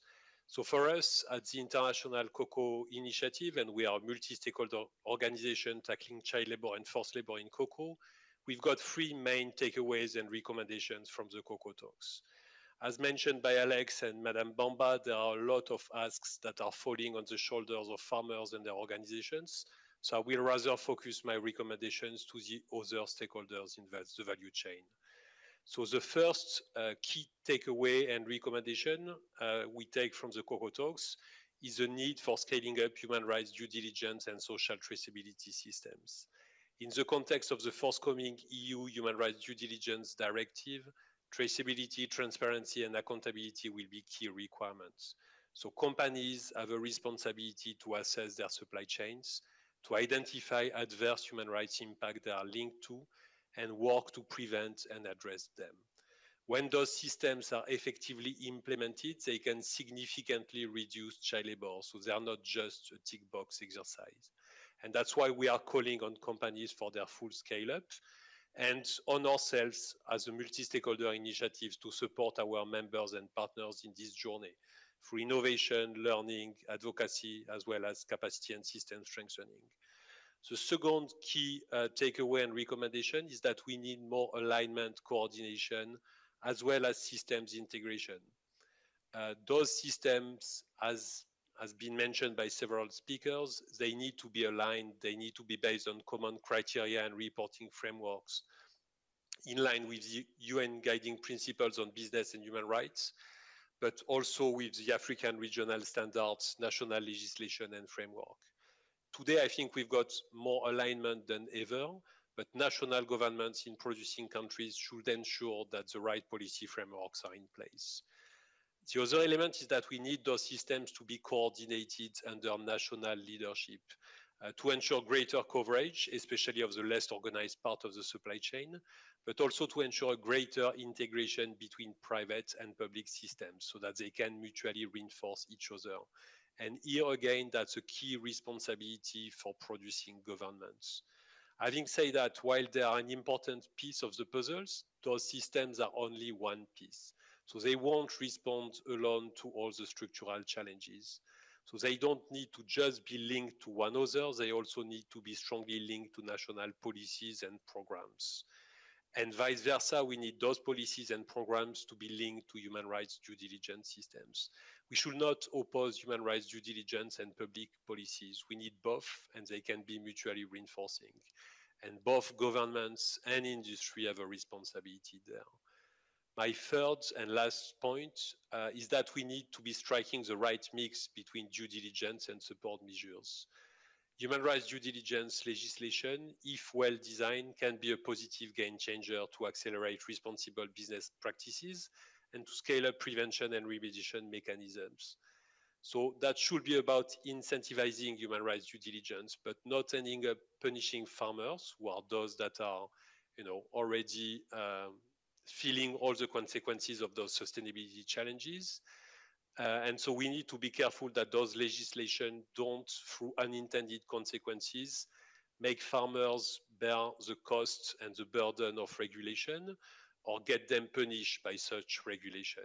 So regulation should rather be a way to embed the true costs of sustainability into the cost of cocoa production. And this is a key responsibility for the European Union Commission. So legislation also can be an instrumental driver, but taken in isolation, that's not going to solve it all.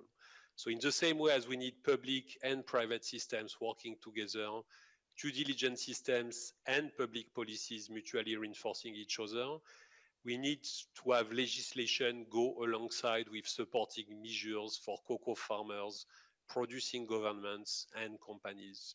So just to give you 3 examples, we've got still a lot of implementation challenges. If we want those due diligence systems and traceability systems to be in place, we need farmers to be registered, organized, and covered by traceability mechanisms. So both governments in producing countries and cocoa and chocolate companies should play their parts. But that's also with the support of donors who can help to finance this work. Second element is that companies, whether large or small, but that's also applicable to farmer organizations, they will need support. So they will need guidance, sectoral guidance, on to know what to do and how to do it. So that's another responsibility of the EU to support the implementation of its own policies on the ground. And lastly, as mentioned, responsible business conduct will only achieve its full impact if the right policies and programs are also in place to tackle the structural challenges. So this is going to require far more resources than what we have ever seen. And that requires a concerted effort. And that's primarily, in our view, the responsibility of producing and consuming countries. Consuming countries should play a much greater part in that concerted effort than what they've done so far. To conclude, to achieve this ambition, we need collective actions with demonstrated impact. We also need alignment and coherence, coordination and integration, and more resources from all along the chain. So a multi-stakeholder approach, such as the one taken by the Cocoa Talks, can certainly help on that front. And as a multi-stakeholder initiative ourselves, we are looking forward to playing our role to drive the scale-up of responsible supply chains, support policies and programs tackling root causes, as well as achieve greater coordination between the two and among all stakeholders. Thank you very much, and happy to have finished on time. Thank you very much, and I have to compliment you. 6:40, sort of you get the prize for the best in time presentation. But thank you very much, and I'd like to encourage our audience to give a big applause so that it gets into Geneva. Thank you very much for all your inputs. So after these 4 inputs, ladies and gentlemen, und damit gehe ich wieder auf Deutsch als unsere Basissprache, danke ich allen Inputgebern. Und jetzt kommen wir zur Panel-Diskussion. Mal ganz kurz schauen. Sie wissen, dass ich auf die Zeit achten muss und soll. Wir haben 10 Minuten später angefangen. Wir haben jetzt so circa eine halbe Stunde für unsere Panel-Diskussion mit Ihren Fragen. Das heißt also, alle hier Anwesenden können zu irgendeinem Zeitpunkt, nachdem wir die ersten Antworten von unseren Panelisten haben, kurz den Arm hochheben. Es wird ein Mikrofon hier sein im Saal und wir werden möglicherweise auch übers Internet, respektive über E-Mails Fragen bekommen von denjenigen, die draußen sind und uns an ihren jeweiligen Endgeräten holen. Wenn Sie sich jetzt fragen, warum ich dieses blöde Telefon wieder mitgebracht habe, dann ist es eigentlich nur, damit wir auch die Erstresponses unserer Panelisten in der Zeit machen können, die vereinbart worden ist. Und jetzt bitte ich wieder auf die Bühne Alex Assange, den wir ja schon bereits kennen. Sebastian Lesch habe ich noch nicht vorgestellt, werde ich aber gleich tun, vom BMZ extra hierher gekommen aus Berlin. Alex, would you mind coming up? Aldo Cristiano von Kakao Deutschland. Ihn werde ich gleich auch noch mal richtig vorstellen. Schön, dass Sie jetzt da sind. Ihre Platzkarten haben Sie. Herr Lesch, ich darf mein Handy da liegen lassen. Und ich begrüße digital zugeschaltet die beiden Damen, Zoe Druy, die wir ja schon bereits kennengelernt haben. Und wir haben noch unsere Teilnehmerin von Fern, nämlich Julia Christian. She is not in London, but in Ghana, if I'm correct. So, Reihenfolge ist ganz klar und Aufgabe für alle Panelisten, ganz kurz in 3 Minuten zu reflektieren, was Sie jetzt gehört haben und natürlich Ihre eigene reinzugeben. Und we had agreed that we're going to start with Alex. And Alex, I was actually quite astonished that your position on saying, you know, we have this African standard was actually reflected in one of the presentations as a very important point, and the alignment with EU regulations. So maybe if you could sort of touch upon that in your 3 minutes, which will start now. Thank you. Thank you very much. That's exactly the comment I wanted to make, with the fact that we need alignment in terms of definitions. We need alignment, but also we need coordinations amongst the stakeholders on what we are trying to achieve together. And I was glad to hear that also there were some comment on the the opportunity we have with the European Union current legislation developments, so from human rights due diligence to deforestations. But also I congratulate Matthias Lang from ICIs for also summarizing the points. So all this will require investment. So all this will require a very clear assessment on how much it will cost. What's the true value of cocoa? And I think that's a conversation we need to have. And also great hearing from European cocoa associations. That's great insight, but also shows that we still need to come to a point where we need to define, while we talk all together, what's the role of each of us. So what's the role of government? What's the role of the different parties? As the input that came into the European cocoa talks is the fact that we often don't really get who's doing what. So it's a critical one, and we have a lot of preconditions, but at the end, we all need to come to a point of how each of us will deliver its part. And we, Ghana, Cote d'Ivoire, have done so. We have shown the way. There is mapping, there is traceability program in place in partnership with industry. So this has been done. So the question is, how do we make it more visible and impactful with all the partners around the table here? Thank you. Thank you very much. Also, thank you for sticking to time. And I know Zoe was listening intently. And your first response on what you heard, please. Thank you very much. Yes, in this 3 minutes that I have, I would like, first of all, to thank everybody for all the recommendations, but also the good feedback we've had, from the Cocoa Talks. It's really a pleasure to see that this has been a useful process to everybody, and it's very nice to be here today to be able to take stock at this stage of the Cocoa Talks. That is when we are really about to restart, at least at EU level, in not just about 10 days. I would like to highlight that from our side, at EU level, we basically work along 3 streams. The first one is the multi-stakeholder dialogue itself, which happens at EU level and in producing countries. It's very important. The EU level is just one brick in that wall that we're building. And we also participate in multi-stakeholder dialogues, in the context of the ICCO, the International Cocoa Organization, where the EU is a member, and there's a consultative board where we can have that type of global level also type of dialogue. The second way that we work, at EU level is through a bilateral dialogue with countries. And there have been here many calls for what the EU can do directly with the countries. And of course, the bilateral development cooperation and trade cooperation of the EU is the channel for another type of dialogue, which is a bilateral one.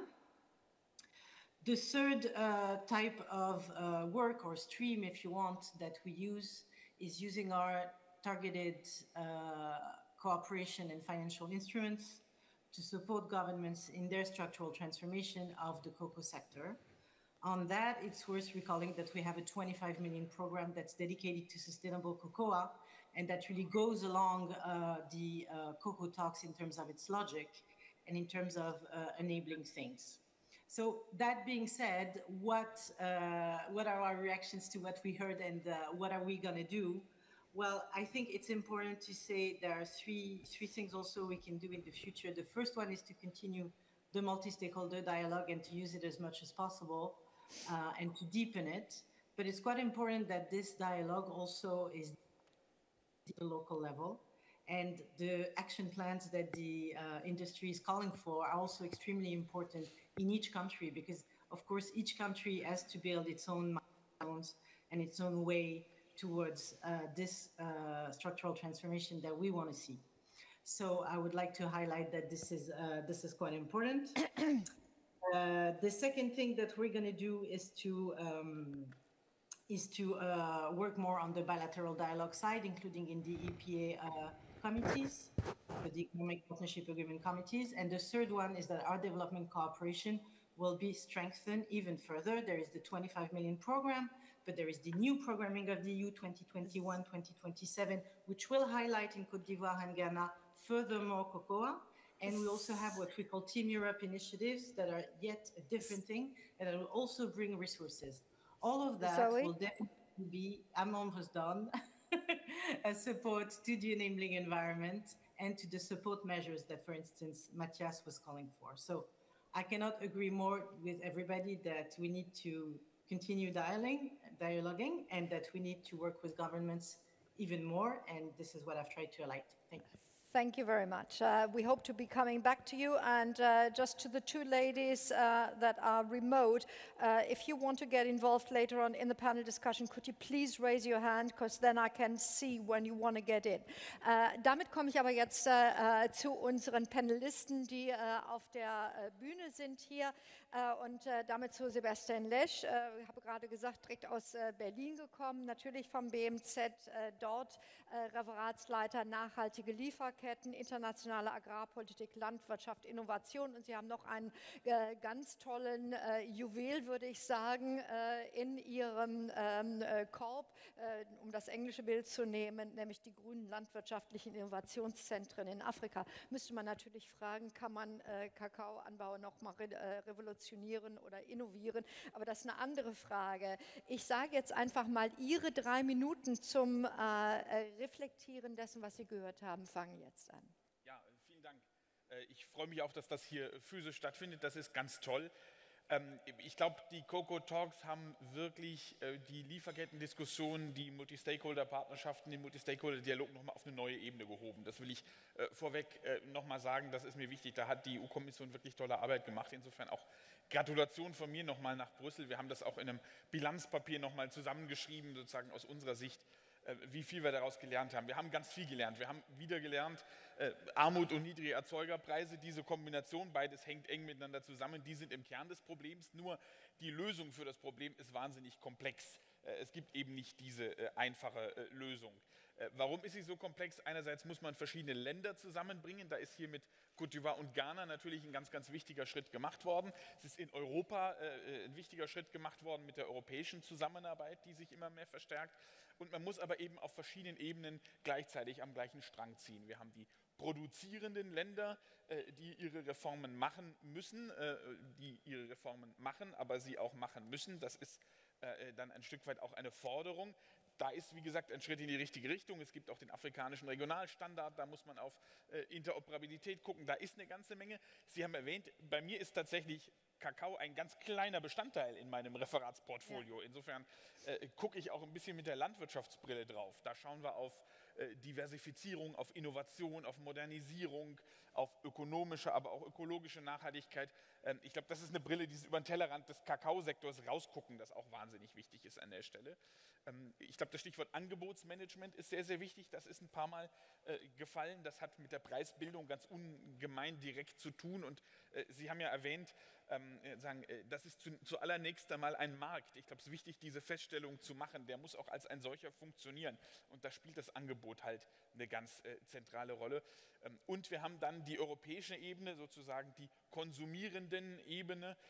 Da haben wir die Legislativvorschläge, die in der Pipeline sind. Die sind ja auch schon erwähnt worden. Es gibt eben nicht nur das deutsche Lieferketten-Sorgfaltspflichtengesetz, sondern die europäischen Vorschläge. Daran muss man arbeiten, daran muss man aber richtig arbeiten, mit allen Stakeholdern zusammen und unter Vermeidung des Effekts, dass das alles in die Lieferkette hineingegeben wird an Druck, der dann auch wieder beim Produzierenden ankommt. Das sind jetzt ein paar Stichworte unter vielen, die wir bestimmt noch vertiefen. Ich will aber sagen, wir sind in der glücklichen Lage, dass das möglich ist. Die Tatsache, dass wir hier so diskutieren, zeigt uns, diese verschiedenen Fäden, die kommen jetzt zusammen. Die produzierenden Länder, die konsumieren und die weiterverarbeiten. Da ist unheimlich viel Musik drin in der Diskussion. Ich glaube, es ist ein guter Moment, darüber zu sprechen. Ich würde die Cocoa Talks ein bisschen eine Bilanz, wie komplex das Problem ist. Man sieht aber auf der anderen Seite, man sollte sich davon jetzt nicht überwältigen lassen. Wir sind jetzt in einer Konstellation, in der wir an der Lösung auch arbeiten können. Und das ist, glaube ich, eine sehr, sehr gute Ausgangssituation für die Zukunft. Ich danke Ihnen vielmals und nur als ein kurzes Wort. Also Sie haben das Wort komplex genommen. Mir fällt das Wort systemisch ein. Das heißt also, wenn Sie an einem Punkt drehen, drehen Sie automatisch andere Dinge mit. Aber ob das dann in die richtige oder die falsche Richtung geht, ist genauso wie bei den SDGs, genauso wie im gesamtlandwirtschaftlichen Bereich immer die Frage. And with that, I turn again to the digital world. And Julia, I'm really happy, Julia Christian of Fern, I'm really happy that your line seems to be holding up. Thank you very much for joining us from Ghana. Now, you personally are a lawyer and you have had your education firmly on both sides of the Atlantic, but you've always been cooperating with NGOs on supply chain issues on 3 continents and now cooperating with Fern in the 7th year. You look especially at deforestation, which we've just heard is hopefully going to be covered soon by a EU directive. Now, what did you hear? What resonates with you of our inputs? You're on mute. Oder liegt es hier vielleicht daran? Our technicians are working. Just say something. Maybe we can hear you.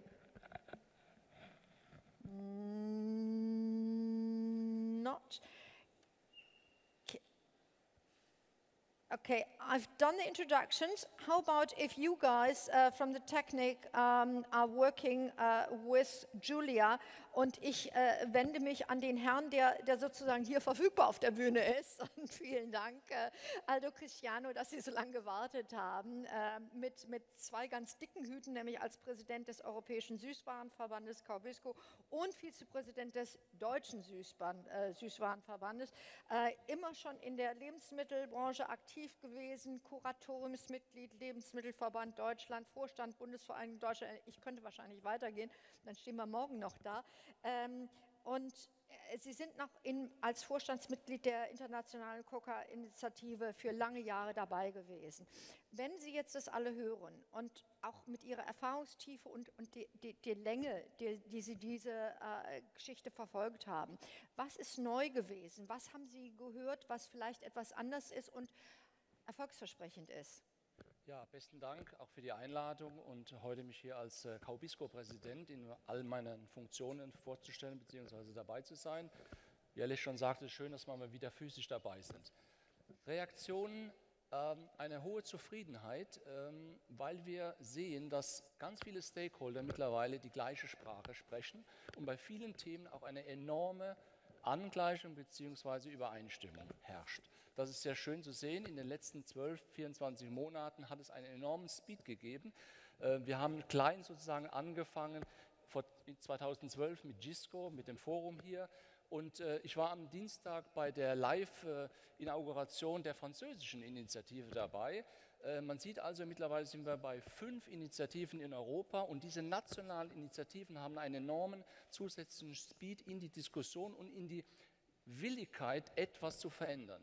Darüber hinaus danke ich natürlich auch Zoe und der Kommission, die enorm viel auf sich geladen hat. Das ist ein Mammutprogramm, aber ich bin mir sicher, dass die EU hier mit dem richtigen Ansatz, aber auch mit den richtigen Ressourcen, den notwendigen Ressourcen hier wirklich den sogenannten Turnaround machen können. Und auch wie hier so schön das Wort Transformation. Wir sind in einer Lage, diesen Kakaosektor, aber auch andere Sektoren zu transformieren. Und deswegen ist es so wichtig, nochmal ein Schlagwort, das Harold heute mehrmals benutzt hat und vielleicht schwierig zu verstehen war, Enabling Environment. Ich habe es mal schnell übersetzt hier in meinen Unterlagen als förderliches oder und auch forderndes Umfeld. Es ist enorm wichtig, dass wir bei der Architektur, Zoe, diese Architektur mit einer soliden Basis beginnen. Und diese solide Basis sind eben, ich sage mal, die Grundlage für eine strukturelle und wirksame Reform. Das ist mal der Anfang jedes Anfangs. Darüber hinaus können wir dann über andere Anfänge, die teilweise unterschiedlich diskutiert werden und gesehen werden, aber das ist die wirkliche Ausgangslage und ich weiß, dass die EU in vielen zahlreichen Gesprächen, die wir geführt haben, auch diese Dinge so sieht. Und die Kernelemente, wenn Sie mir noch eine Minute gestatten, die Kernelemente eines Enabling Environment haben wir auch heute mehrmals gehört von verschiedenen Podiumsteilnehmern bzw. Vorsprechern. Wir haben immer wieder das Wort sektorale Transparenz gehört und die Rückverfolgbarkeit. Alex hat uns gesagt, dass Cote d'Ivoire an einem System arbeitet, fast fertig. Einige Unternehmen haben schon ein eigenes Rückverfolgbarkeitssystem, aber es ist enorm wichtig, dass wir ein nationales, einheitliches Rückverfolgbarkeitssystem haben. Nur dort können wir anfangen, die Dinge bei den Menschen, beim Kakao, beim Produkt, aber auch bei den Menschen, die den Kakao herstellen, eingreifen zu können.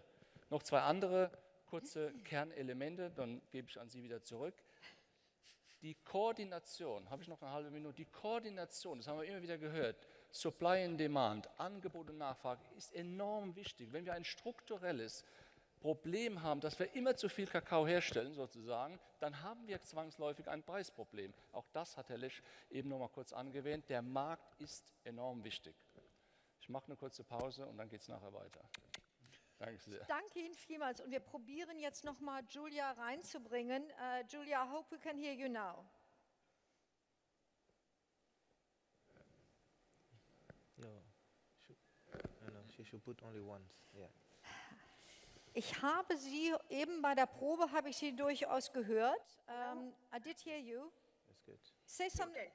It's fine. Yes, now okay. we can actually. Yes. Okay, your 3 minutes start now. Okay, I'm sorry. So thank you very much for having me. It's been very interesting to hear the interventions so far. I do hear a lot of agreement, which is good. I'm just going to summarize a few points that were mentioned in a letter sent to the EU and the producer governments a few weeks ago on what we think the next steps of the cocoa talks should be. So for us, the next steps, I think we do want a continued space for dialogue. I think where actions can already be started, they should be started, but we think a continued conversation is important. We would support the action plans or roadmaps or whatever you want to call them mentioned by several other speakers. What we would like this to look like is the creation of multi-stakeholder working groups at the local level, preferably according to themes so that they can get into the details around agreeing on a problem statement and then on a roadmap of actions that the government would implement to resolve the issue, including timelines.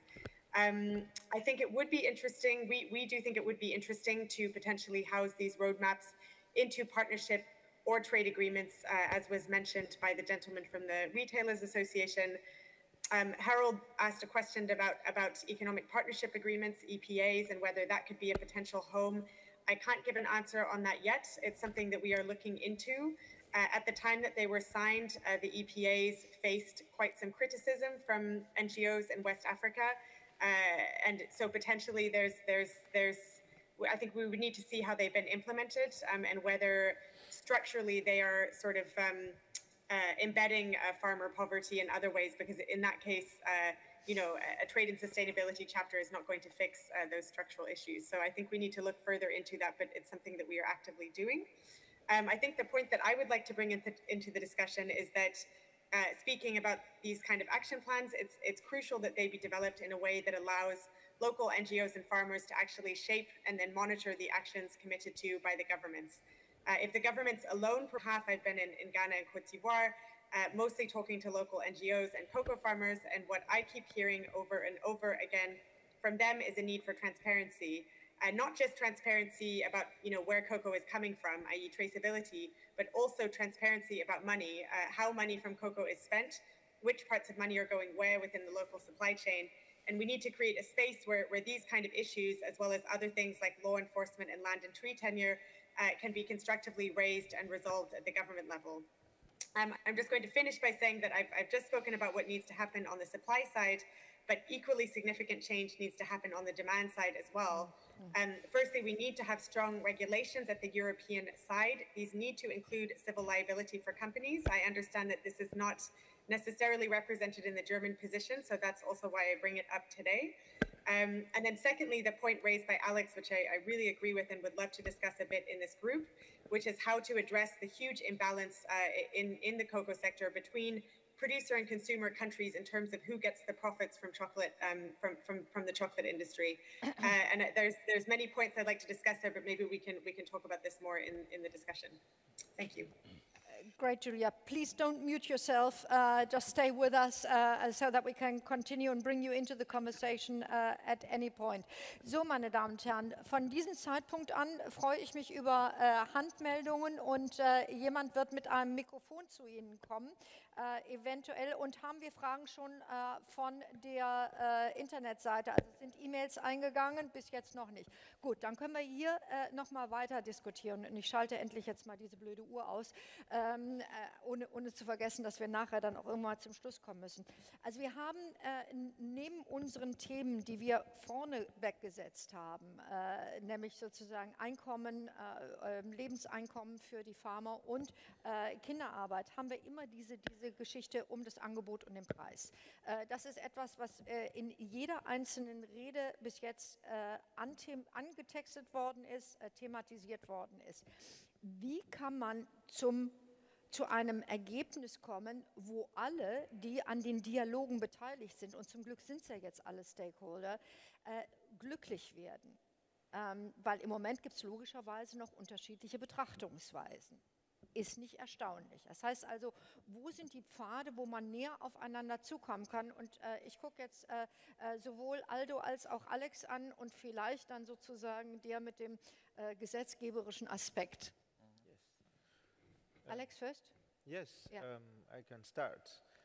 I think that's a very clear assessment. So supply and demand is a key point for how to ensure a better revenue and increased cocoa price for the farmer. That's a very clear principle. And from our perspective, these conversations, the two countries have been starting this conversation. But also, one of the recommendations I made was to bring this conversation beyond Cote d'Ivoire and Ghana. It has to be a global conversation. And I think my colleague Beate is here. So the conversation were bring into ICCO, which is getting the importing countries, the exporting countries, and etc. So within that perspective, this conversation is happening. And we realize that while we do this, there are a lot of issues coming on the table. One of the assessments is that there were in the history of cocoa and of commodities some agreements, right, through the World Trade Organizations and different institutions that have been created of quota, right? So between importing and exporting countries, which have showed some limits, because we are talking about a product that you cannot stop from today to tomorrow, etc. But then also, how do you stop free riders? So countries, while you do this conversation, others can increase their productions.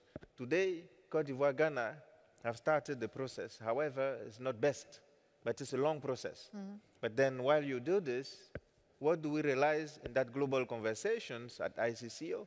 In fact, these are the Latinos, the countries from Latin America that are pushing back and say, well, let us operate. But we know from our perspective the investment that's happening there. Some companies are investing there. But also we know how they're investing again back in cocoa. So if we don't look at it globally, we won't achieve, but then we need to understand the demand part, because we cannot just always lose one side. What's the demand outlook? How do we manage that? How do we ensure promoting more? Which I understand the industry is investing a lot in marketing. That's great, because to help promoting further. So we need to discuss it. But also one last point, is that while we do this, we need to also acknowledge the newly research element which start to demonstrate that we can have chocolate without cocoa butter. So that's also something that will impact the sector. So demand and supply conversation need to be on the table. So if we want to reduce cocoa, we also need to know how do we manage from our countryside. Yeah. Thank you. Ja, wenn ich da noch ergänzen dürfte. Ein globales Problem, globale Nachfrage, globale Angebot muss global gemanagt werden, und die ICCO wäre ein geeignetes Forum sozusagen, das mit sozusagen Produzentenländern und Konsumentenländern auf politischer Ebene, ich sag mal, besser in den Griff zu bekommen. Das ist die erste. Unternehmen können die Nachfrage stimulieren, Innovationen, mehr Konsum irgendwo mit generieren, aber auf der anderen Seite kann die Angebotssituation nur durch die Angebotsländer durch die Ursprungsländer gemanagt werden. Und das ist Hoheit der lokalen Regierung. Und wie Alex so schön sagte, wenn nur 2, auch wenn sie 60%, 70% der Welternte haben, die restlichen 30 müssen, ansonsten kann es durchaus sein, dass eben in diesen Ländern mehr angebaut wird. Es gibt einige Länder, die in den letzten 10 Jahren fast ihr Output verdreifacht haben. Das heißt also, es wird eine Angebotsspirale und zu einer Überproduktion zwangsläufig kommen, wenn man nicht durch geeignete Mittel, und ein geeignetes Mittel ist eben die Rückverfolgbarkeit und zu wissen in einer Planung, was wer in einem Land produziert oder zumindest mal ein Forecast. Und wenn man das strukturell macht, dann kann man auf globaler Ebene die Angebotsseite idealerweise so steuern bzw. koordinieren, immer im Hinblick auf die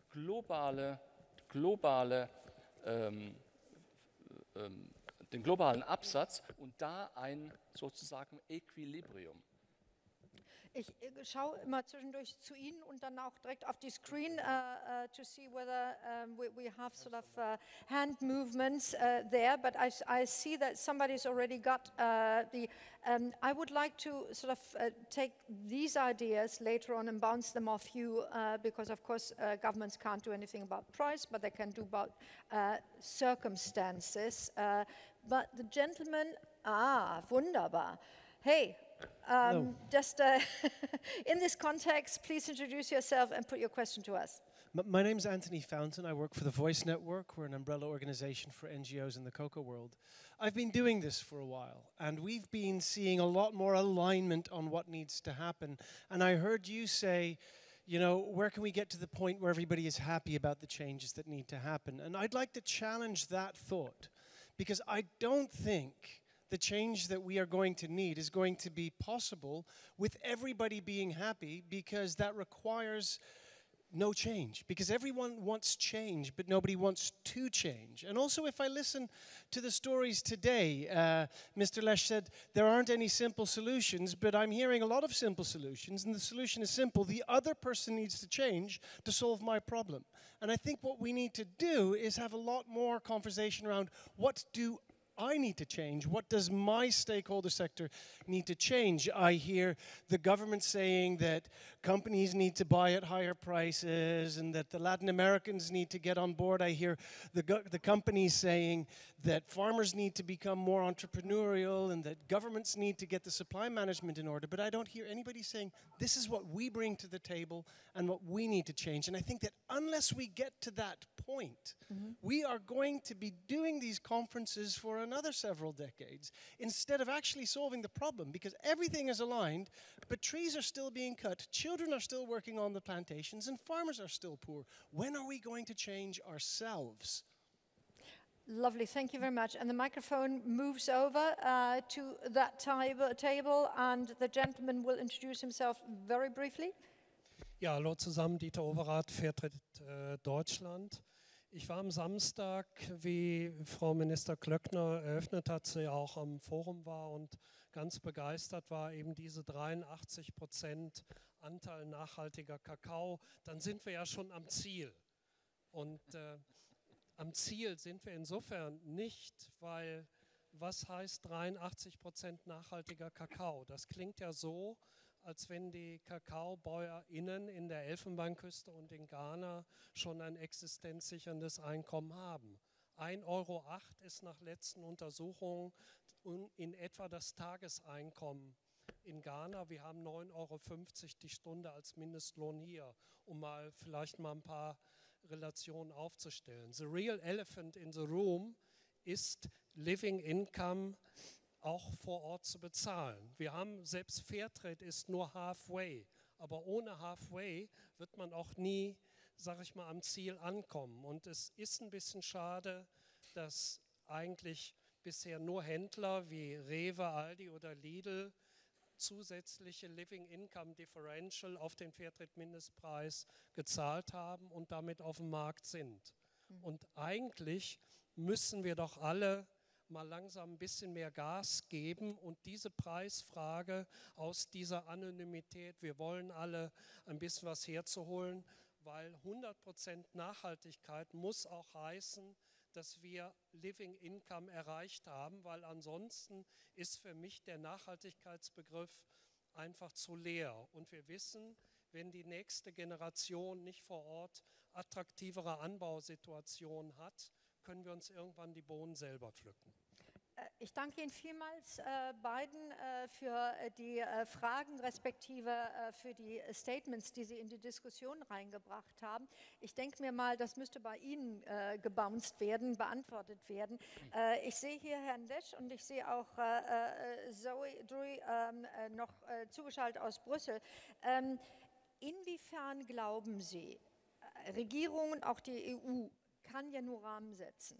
Aber damit kann man schon einiges bewegen. Das heißt also, unser Lieferkettengesetz, das Gesetz, was die EU im Prozess ist zu erstellen und fast dabei ist, es durchzusetzen, das Deforestation-Free Supply Chain, die Directive.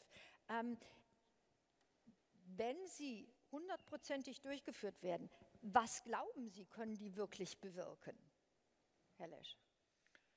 Ich glaube, die können eine ganze Menge bewirken. Also ich fand diese beiden pointierten Statements sehr gut. Ja. Da ist auch sicher eine Menge an Wahrheit drin. Ja. Ich würde es nur nicht ganz so negativ sehen wollen. Weil, Herr Cristiano sagt richtig, wir sind, glaube ich, haben einen großen Sprung gemacht in den letzten 2 Jahren. Ja. Insofern ist da eine Menge an Musik drin und dazu gehört auch dieser regulative Rahmen. Wir sprechen ja zunächst mal von einem Markt, von dem ich da auch ausgehen wollen würde. Ich glaube, da ist erstmal kein Grundwiderspruch, sondern wir haben ja ein Verständnis von Wirtschaftspolitik, dass wir einen Markt haben, den wir da regulieren, wo es nötig ist. Und da kommen eben diese Regulierungen ins Spiel.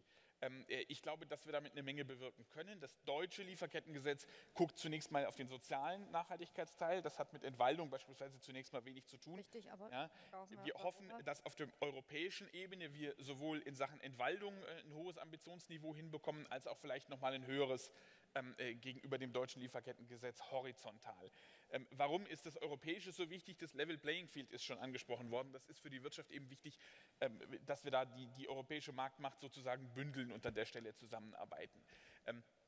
Das funktioniert aber nur dann richtig, wenn wir diese verschiedenen Ebenen zusammenbringen, die ich eingangs beschrieben habe. Also nur eine europäische Regulierung oder gar nur eine deutsche Regulierung kann auch adverse Effekte haben, wie den Druck in die Lieferkette hineingeben. Dann lösen wir kein Problem, sondern verschlimmern vielleicht noch eins. Ja. Sondern wir brauchen eben gleichzeitig das Engagement der produzierenden Länder, die Arbeit am Thema Angebot, die da skizziert worden ist. Ne? Aber wir haben hier dann einen Mechanismus, mit dem wir auch auf der Nachfrageseite in die Regulierung reingehen können. Und Regulierung, das möchte ich als letzten Punkt noch mitgeben, weil Herr Overath es zu Recht ansprach, Nachhaltigkeit und Zertifizierung ist nicht dasselbe. Ich glaube, das müssen wir uns auch innerhalb des Forums wirklich ganz klar machen. Ja. Der Nachhaltigkeitsbegriff wird schal, wenn wir ihn nur daran aufhängen. Genau deshalb brauchen wir ja diese zusätzliche Regulierung. Okay. And somebody's been holding her breath and Zoe, now you can let it out. Yes, thank you very much. A few reactions from me too. I think first of all, I would like to react to the question of on living income. I think a very good thing from the Cocoa talks has been really a consensus that to achieve sustainability, we need to achieve first a living income. And there's been also an emerging consensus of the importance of price in achieving a living income. So these are essential elements of where we are getting at with our multi-stakeholder dialogue, and it's nice to see that the centrality of that issue for achieving a good and transparent and sustainable supply chain is now fully recognized. Now, the due diligence regulation itself is, in our view, to be seen really as an opportunity to raise the sustainability of the supply chain, but it will come with lots of challenges and requirements. And again, that's where it's very good that we talk, because we talk a little bit in anticipation of that regulation coming in, and also we link the requirements on the social and environmental side to the question of the living income and the price side, because we link also our EU Sustainable Initiative and Cocoa Talks to the LEAD initiative in Ghana and Cote d'Ivoire. So I think on this, I want to say that these things should be seen as linked, because we need economic sustainability together with social and environment. And our initiative was actually launched much before the EU decided and started to draft its due diligence regulation on sustainable corporate governance and on limiting deforestation risks. So we are accompanying this movement now that this is happening, and we see this as an opportunity for countries, but also something that will be demanding, and working together to make it happen is our collective responsibility. And there I join Anthony in what he said. Thank you, Zoe. Thanks. And I see that Alex is sort of almost bursting to get in. No, just to add, and I think Mr. Anthony Fontaine raised the point, which is who is doing what, don't put preconditions and all. But I think that's right. And I said earlier, there are few actions that have been made by the governments. All right, so let's talk about standards. We kicked off the process. Both countries, Cote d'Ivoire and Ghana, have traceability process even included, and discussion have been happening with the industry and all. So there are actions, but if this is isolated, it won't go anywhere. But one thing I want to give as a concrete example on reality on the ground is one country, for example, like Cote d'Ivoire, have made a census, and they came with the result, they published it, they presented it, and said, this is the number of farmers we have assessed, this is where they are, this is the household. A few percentage are doing cocoa in protected forests. So this has been done for over 40 years. Cote d'Ivoire have never presented or done even any proper census on cocoa. So they did it. They presented the results. Today, Ghana is implementing the management system, cocoa management system, full traceability program that they are implementing. So this is not that the countries are not doing anything. But did any of you here knows the result of the census of Cote d'Ivoire? Mm-hmm. So when a country said, we made the census, this is our result, they can be challenged. However, there are some results. What do we do with this? But no one is mentioning it. So we still continue talking like nothing happened. But let's take things that have been done and let's challenge that if needed. And I think I remember Anthony telling me, yes, but Cote d'Ivoire have found 15% of the farmer in protected forests. But it's probably more, right? Maybe, maybe not. I wasn't doing this assessment. However, if they said 15, let's try to work it out around this. What's the next level? What's the plan? How do we tackle this? How the European Union or the GISCO or whoever, how can you help us defining a plan? How do we ensure with that? We have a mapping of protected forests in Cote d'Ivoire and Ghana. These maps are here. This is not a secret. So we know where protected areas are, where the cocoa farms are. So how can we pretend we don't know these things? That means we are not sitting together on the same table. Let's take what exists and let's go for that. But I will not accept that we behave like it doesn't exist. Things are here. So let's take it, let's move from there. But we cannot always bring solutions or virtual solutions. The solutions are here. Let's discuss it and get it. Eine halbe Stunde Panel-Diskussion mit so tollen Rednern ist wirklich fast zu kurz. Trotzdem, Aldo Cristiano und Julia, I'd like to bring you back into the discussion. Herr Cristiano, was ich von Ihnen gehört habe und von Ihnen beiden gehört habe, war natürlich, dass Sie gesagt haben, wir müssen noch ein Stückchen rübergehen, wir müssen global werden, aber natürlich im Kontext unserer Veranstaltung, in dem, was wir jetzt auch hier thematisiert haben, ist ist also Europa als großer Absatzmarkt und es sind zwei große Anbietersituationen. Also was Sie jetzt gehört haben von Alex, wie fassen Sie das auf? And after that, I hope, Julia, that you're still there. Ja, kurze Antwort. Ich denke, die EU hat einen richtigen Schritt gemacht, das Ganze in die Hand zu nehmen und mit den Rahmenbedingungen, die sich jetzt demnächst etablieren werden, wirklich die Basis für eine wirksame Zusammenarbeit innerhalb, zumindest mal in der EU, das schon ein großer Markt ist, global gesehen, natürlich nicht 100%, aber sicherlich wichtig ist. Julia sagte es so schön vorhin, wir brauchen jetzt Pläne, die zeitlich gebunden sind und die jeden Akteur, wie es auch Anthony formuliert hat, zum Handeln, zum in die Waagschale lege, was er oder sie dafür tut, in den Plänen. Das muss abgestimmt werden in einem Multi-Stakeholder, ich sag mal, Tisch, wo alle Parteien, auch natürlich Anfang der Kette bis hin zum Handel und zum Konsumenten am Ende der Kette dabei sind und diese Pläne ausarbeiten. Dann, denke ich, kommen wir wirklich einen Schritt weiter und wir haben aufgehört, das klang so heute ein bisschen, aber meiner Meinung nach war es früher viel schlimmer, das Pinpointen auf andere, du musst machen, du hast nicht getan, sondern sich in die Verteidigung, sondern ich denke, dass wir jetzt an einem Punkt angelangt sind, wo wir die notwendigen Forderungen, die auch einleuchtend sind, Supply and Demand, Enabling Environment, Traceability-Systeme, Transparency, die darüber hinausgehen, dass wir diese Dinge zusammen in ein Paket sozusagen schnüren und die EU wird sich drauf und dran machen und innerhalb des politischen Dialogs, und das ist das Wichtigste und deswegen ist es auch so wichtig, dass die EU hier die Zügel in der Hand hat, gemeinsam natürlich mit den 27 Mitgliedstaaten der EU, dass man eben hier den politischen Dialog auf Augenhöhe und auch hier die Länder sozusagen, die Ursprungsländer und die Konsumentenländer, die Rahmenbedingungen und die Governance sozusagen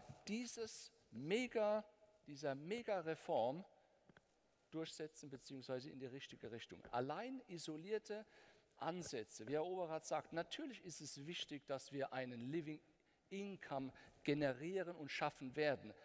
Aber wie? Er hat hier den Vorschlag über den Preis gemacht. Wir haben heute mehrmals gehört, dass es eigentlich der falsche Ansatz ist, weil wir dadurch mehr Supply and Demand Inequilibrium. Das heißt also, wir müssen wissen, wie, und es gibt Ansätze, wie wir das machen. Diversifizierung, mein letztes Schlusswort, die EU-Studie hat gezeigt, was es bedeutet, den Kakao innerhalb des Living Incomes als generierendes Einkommen zu reduzieren und Diversifikationseinkommen zu erhöhen. Das sind andere Tools bzw. Ansätze, die auch oder sicherlich besser zum Ziel führen. Mir ist schon vorher gesagt worden, ich hätte Schwierigkeiten, Sie zu bremsen. Aber Sie reden so gut, dass man fast einfach eingelullt wird in die guten Punkte, die Sie da bringen. Julia, for your last points in this discussion, I'm not going to stop you, but that doesn't mean that you can have 5 minutes. Thank you. Yes, so just responding to Alex's point, and by the way, I really very much agree with what Anthony said and was thinking the same thing during the speeches, and very much agree with the comments just made by Aldo. I think that I totally agree with Alex that it's important to build on what's already been proposed. I think some very important things have been proposed by the Ivorian and Ghanaian governments, but I also don't think that we can just say that's it. If we just implement that, then the problems are resolved. Those are the things that have been proposed so far are very much focused on tracing supply chains, and I do think that that will help to comply in a sort of logistical way with the regulations. But let's not sort of kid ourselves that there aren't, I think, and I certainly had the impression from visiting Cote d'Ivoire last week, some quite serious issues with governance in cocoa, at least in Cote d'Ivoire. I mentioned already the revenue transparency issue, but there are other ones. And I think it's important that we're all happy with the list of solutions on the table rather than just taking one part of the solution. So I think, that really pleads in favor of the approach that's just been advocated for by Aldo. And I also think that this is exactly the forum where we need to have a discussion, which I don't think we've had yet, about how to address this economic imbalance in the chocolate sector issue. I think some of what Alex is saying around looking at futures markets, looking at how commodity trading works, these are issues that go beyond just the cocoa sector, but I think we're more advanced in the cocoa sector, and it's a conversation that we need to have. So I would really like to see this conversation happen within the space of the EU Cocoa Dialogue and or GISCO. Companies need to be paying more in various forms, and I think we need to look at how to do that. Thanks. Julia, thank you very much. And if you've seen me waving, it was just because I wanted to encourage one of the people in the audience to put his questions to us. Die junge Dame, okay, ich kriege hier unterschiedliche Instruktionen. Die einen sagen, mach noch ein Stückchen weiter. Herr, ich kenne Sie nicht. Können Sie darauf verzichten oder können Sie Ihre Frage in einen Punkt bringen, in einem Satz? Ein Satz. Ist an. Das Mikrofon ist an. Ein Satz und dann machen wir hier relativ schnell Schluss. Dann ein Satz, Detlef Grimmelt, Fairtrade Deutschland. Ein Satz an, eine Frage an Alex. Nur mal ein bisschen stärker zugehört, was die Aminata von EcoChem gesagt hat. Dann hat sie ja sehr klar adressiert, was die Themen sind, Deforestation, Child Labor, Living Income. Wenn ich jetzt aktuell die neuen Farmgate-Preise in Cote d'ivoire sehe, dann sind Aminatas Forderungen, um genau diese Themen zu finanzieren und die aktuellen Marktpreise ja wieder ganz weit voneinander entfernt, um überhaupt einen ersten Schritt in diese Richtung gehen zu können. Meine Frage, das war aber schon mehr als ein Satz jetzt, sorry. Wie sieht ein Plan aus, um überhaupt mal in Milestones, in weiteren Preisentwicklungen zu denken, um genau diese Problemstellung von Aminata künftig ein bisschen sorgenfreier für Sie gestalten zu können? Das war's. Ich danke Ihnen vielmals. So, und damit vom Internet kommt, also über die E-Mails kamen keine weiteren Fragen mehr. Ladies and Gentlemen, Sie merken, ein bisschen Zeitmanagement muss sein. If you want to, you can have 2 sentences to sort of briefly answer, and the rest will be one-on-one, chatting with each other, because we're going to have some food afterwards. I think 2 seconds, yes, what she raised, and we discussed also with the farmer organization. So they all have expectations, and I think there is one element we need to know. So any price increase, if it doesn't match the market, means the countries have to invest financially to subsidize this. So, and I don't think the ambition is for government to subsidize the industry, because price, if it's low, then we need to find a way of floor price. However, the question of what next, there are few discussions happening. So, but for the moment with the industry, because we need to talk to the buyers, we need to talk to the partners, to what are the systems that we can make to stabilize, to create the space for the operation and the countries to not suffering fluctuation, because whatever we do, the farm to get price is set up based on the market price. So we can do everything we want, but if the price is low, whatever we bring on top will be lower. So if the price is stabilized, then that's what we could do. But then again, one thing, we need to ensure altogether that if environmental, whatever is as an issue, so the farmer need to be rewarded to protect, for example, the forest. Farmer need to be rewarded to not use children under certain conditions in farms. But if it's not rewarded, then the system is not working, because you cannot incentivize the farmer. Vielen Dank, thank you. Ich würde gucken, dass wir so langsam das Wrap-up machen, denn ich weiß, dass Dirk Schatzschneider schon da sitzt und auf die Bühne kommen wird mit den Final Words. Challenge to everybody. Die eine Sache, die Sie aus Ihrer Perspektive als allernächstes angehen werden, und bei aller Komplexität, und wir haben gesagt, es ist ein globales Problem, bei aller Komplexität, die eine Sache, die Sie morgen potenziell auch umsetzen können. Fangen wir bei Aldo an. Morgen schon? Morgen. Morgen. Nein, ich denke ernsthaft, dass das alles Input ist, den wir mitnehmen in die Diskussion mit der EU, die nach dem 19. fortgesetzt wird, nicht nur in den EU-Talks, sondern wenn es wirklich dann ans Eingemachte geht, um einen Plan zu generieren, der dann wirklich das umsetzt, was wir uns alle erhoffen. Ich sehe die Damen nicht mehr zugeschaltet, deshalb Sebastian, so damit Sie das letzte Wort haben. Das Alignment, an dem Dialog führt kein Weg vorbei, das müssen wir weitermachen, und zwar sowohl auf der EU-Ebene als auch hier auf der nationalen Ebene als auch vor Ort. Also wir haben beispielsweise den Sektordialog Kakao in Cote d'Ivoire, den wir anführen gemeinsam mit der Weltbank. Solche Dinge müssen wir machen. Großartig. Julie, the one last thing, the thing that you can already put into action tomorrow. I think this issue of rebalancing this sort of economic who shares in the profits from chocolate production between producer and consumer countries. I think that would be what I would want to discuss and resolve most.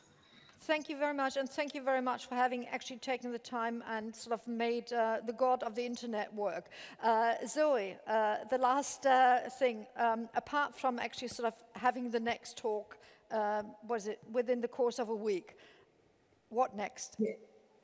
Yes, well, to discuss also at a forthcoming talk, you know, all the lessons learned with everyone, and to see both the field programs and the national dialogues really being kicked off so that we can start working on a program of reform at the national level. Thank you very much also to Brussels for taking the time.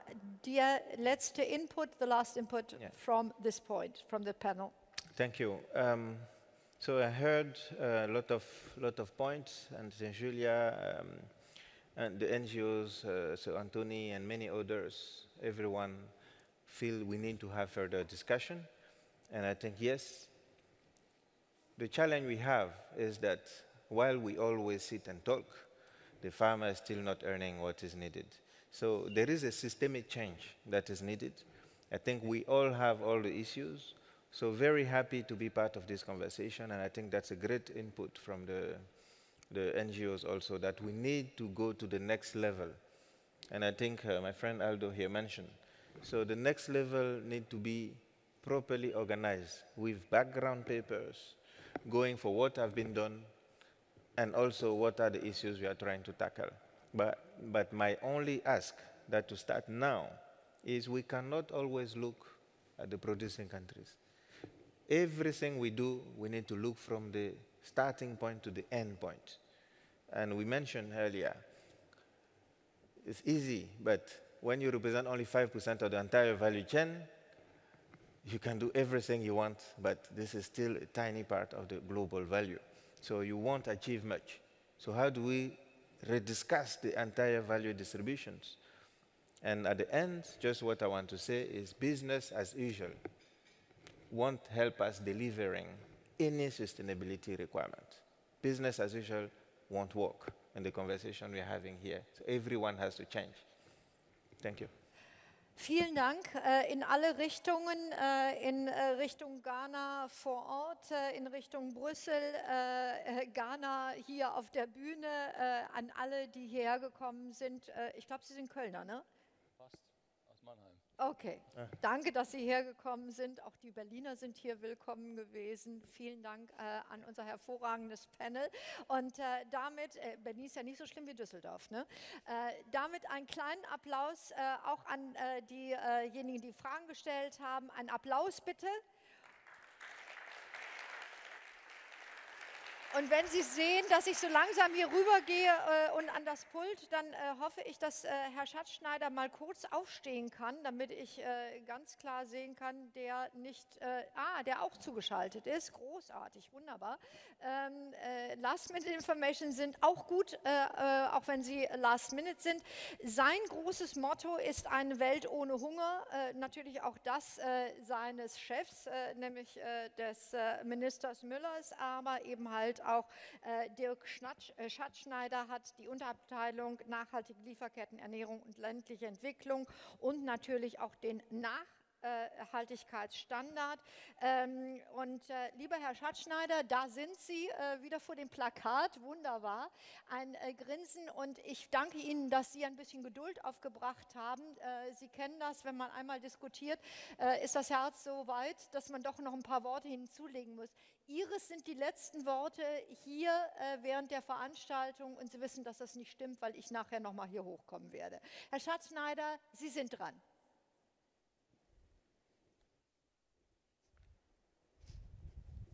Ja, ganz herzlichen Dank. Ich hoffe, ich kann gehört werden. Ich habe jetzt leider noch die englische Übersetzung bei mir nebenbei laufen, die ich eigentlich nicht benötige. Und was mich ein bisschen beeinträchtigt. Meine sehr geehrten Damen und Herren, liebe Gäste, wir haben uns im Rahmen der EU Cote Talks Dialogreihe dieses Jahr intensiv mit den Herausforderungen und Lösungsansätzen des Kakaosektors beschäftigt. Insbesondere zwei Fragen sind dabei wiederholt. und intensiv diskutiert worden. Nämlich erstens, wie können Produzentinnen und Produzenten existenzsichernde Einkommen erreichen? Und zweitens, wie kann Kinderarbeit im Kakaosektor bekämpft werden? Die Vorträge und Diskussionen heute haben gezeigt, dass wir eine enge und vielleicht noch engere Zusammenarbeit zwischen den europäischen Ländern und der EU auf politischer Ebene benötigen. Die Entwicklungszusammenarbeit mit den Kakao-produzierenden Ländern muss auf verschiedenen Ebenen kohärent erfolgen. Wir müssen gemeinsam sicherstellen, dass auch auf politischer Ebene die wichtigen Punkte wie Kakaopreise und Angebotsmanagement, Rückverfolgung und Transparenz angegangen werden, um die weiter bestehenden Herausforderungen wie Entwaldung, Armut und Kinderarbeit zu meistern. Ich möchte auch die Bedeutung der Zusammenarbeit zwischen und mit den Akteuren in den Produzentenländern betonen. In diesem Zusammenhang begrüßt unser Ministerium nachdrücklich die gemeinsame Initiative zwischen Cote d'Ivoire und Ghana zur Koordinierung der Kakaoaktivitäten, insbesondere im Hinblick auf das Living Income Differential. Ich wiederhole gerne, was mein Kollege Sebastian Lesch heute schon während der Veranstaltung gesagt hat. Wir bieten den Regierungen in Cote d'Ivoire und Ghana gerne an, diese Initiative, die wir sehr begrüßen, zu unterstützen. Auch die Gespräche mit Produzentinnen und Produzenten sind ein wichtiger Bestandteil eines Multi-Stakeholder-Ansatzes. Ich möchte mich daher besonders bei Ihnen, Frau Bamba, für Ihren Beitrag heute hier in der Veranstaltung bedanken. Alle Akteure, aber insbesondere die politischen Vertreter der Konsumentenländer und der Europäischen Union, möchte ich ermuntern, diesen Dialog mit den Vertretern der Produzentenländer fortzuführen. Das wurde ja auch gerade im Panel nochmal deutlich, dass die gesamte Wertschöpfungskette auch politisch abgebildet werden muss. Ganz besonders möchte ich mich in diesem Zusammenhang bei der Europäischen Kommission bzw. bei den Kolleginnen und Kollegen der Generaldirektion Internationale Partnerschaften dafür bedanken, dass sie diesen Dialog angestoßen hat. Meine sehr geehrten Damen und Herren, Worten müssen auch Taten folgen. Ich freue mich, dass die EU Sustainable Cocoa Initiative in der Cote d'Ivoire, Ghana und Kamerun noch in diesem Jahr ihre Arbeit aufnehmen wird. Es ist allerdings auch klar, dass diese Initiative allein nicht ausreicht, um alle aufgezeigten Lösungsansätze umzusetzen. Ein breites, gut aufgestelltes Unterstützungsprogramm, gerade auch im Hinblick auf die kommenden Legislativvorschläge der Europäischen Union, wird notwendig sein. Das BMZ wird daher die Team Europe Initiative zu Kakao in der Cote d'Ivoire unterstützen, um den Herausforderungen eines nachhaltigen Kakaosektors breitenwirksam zu begegnen. Wir hoffen natürlich, dass sich uns noch weitere Akteure anschließen werden.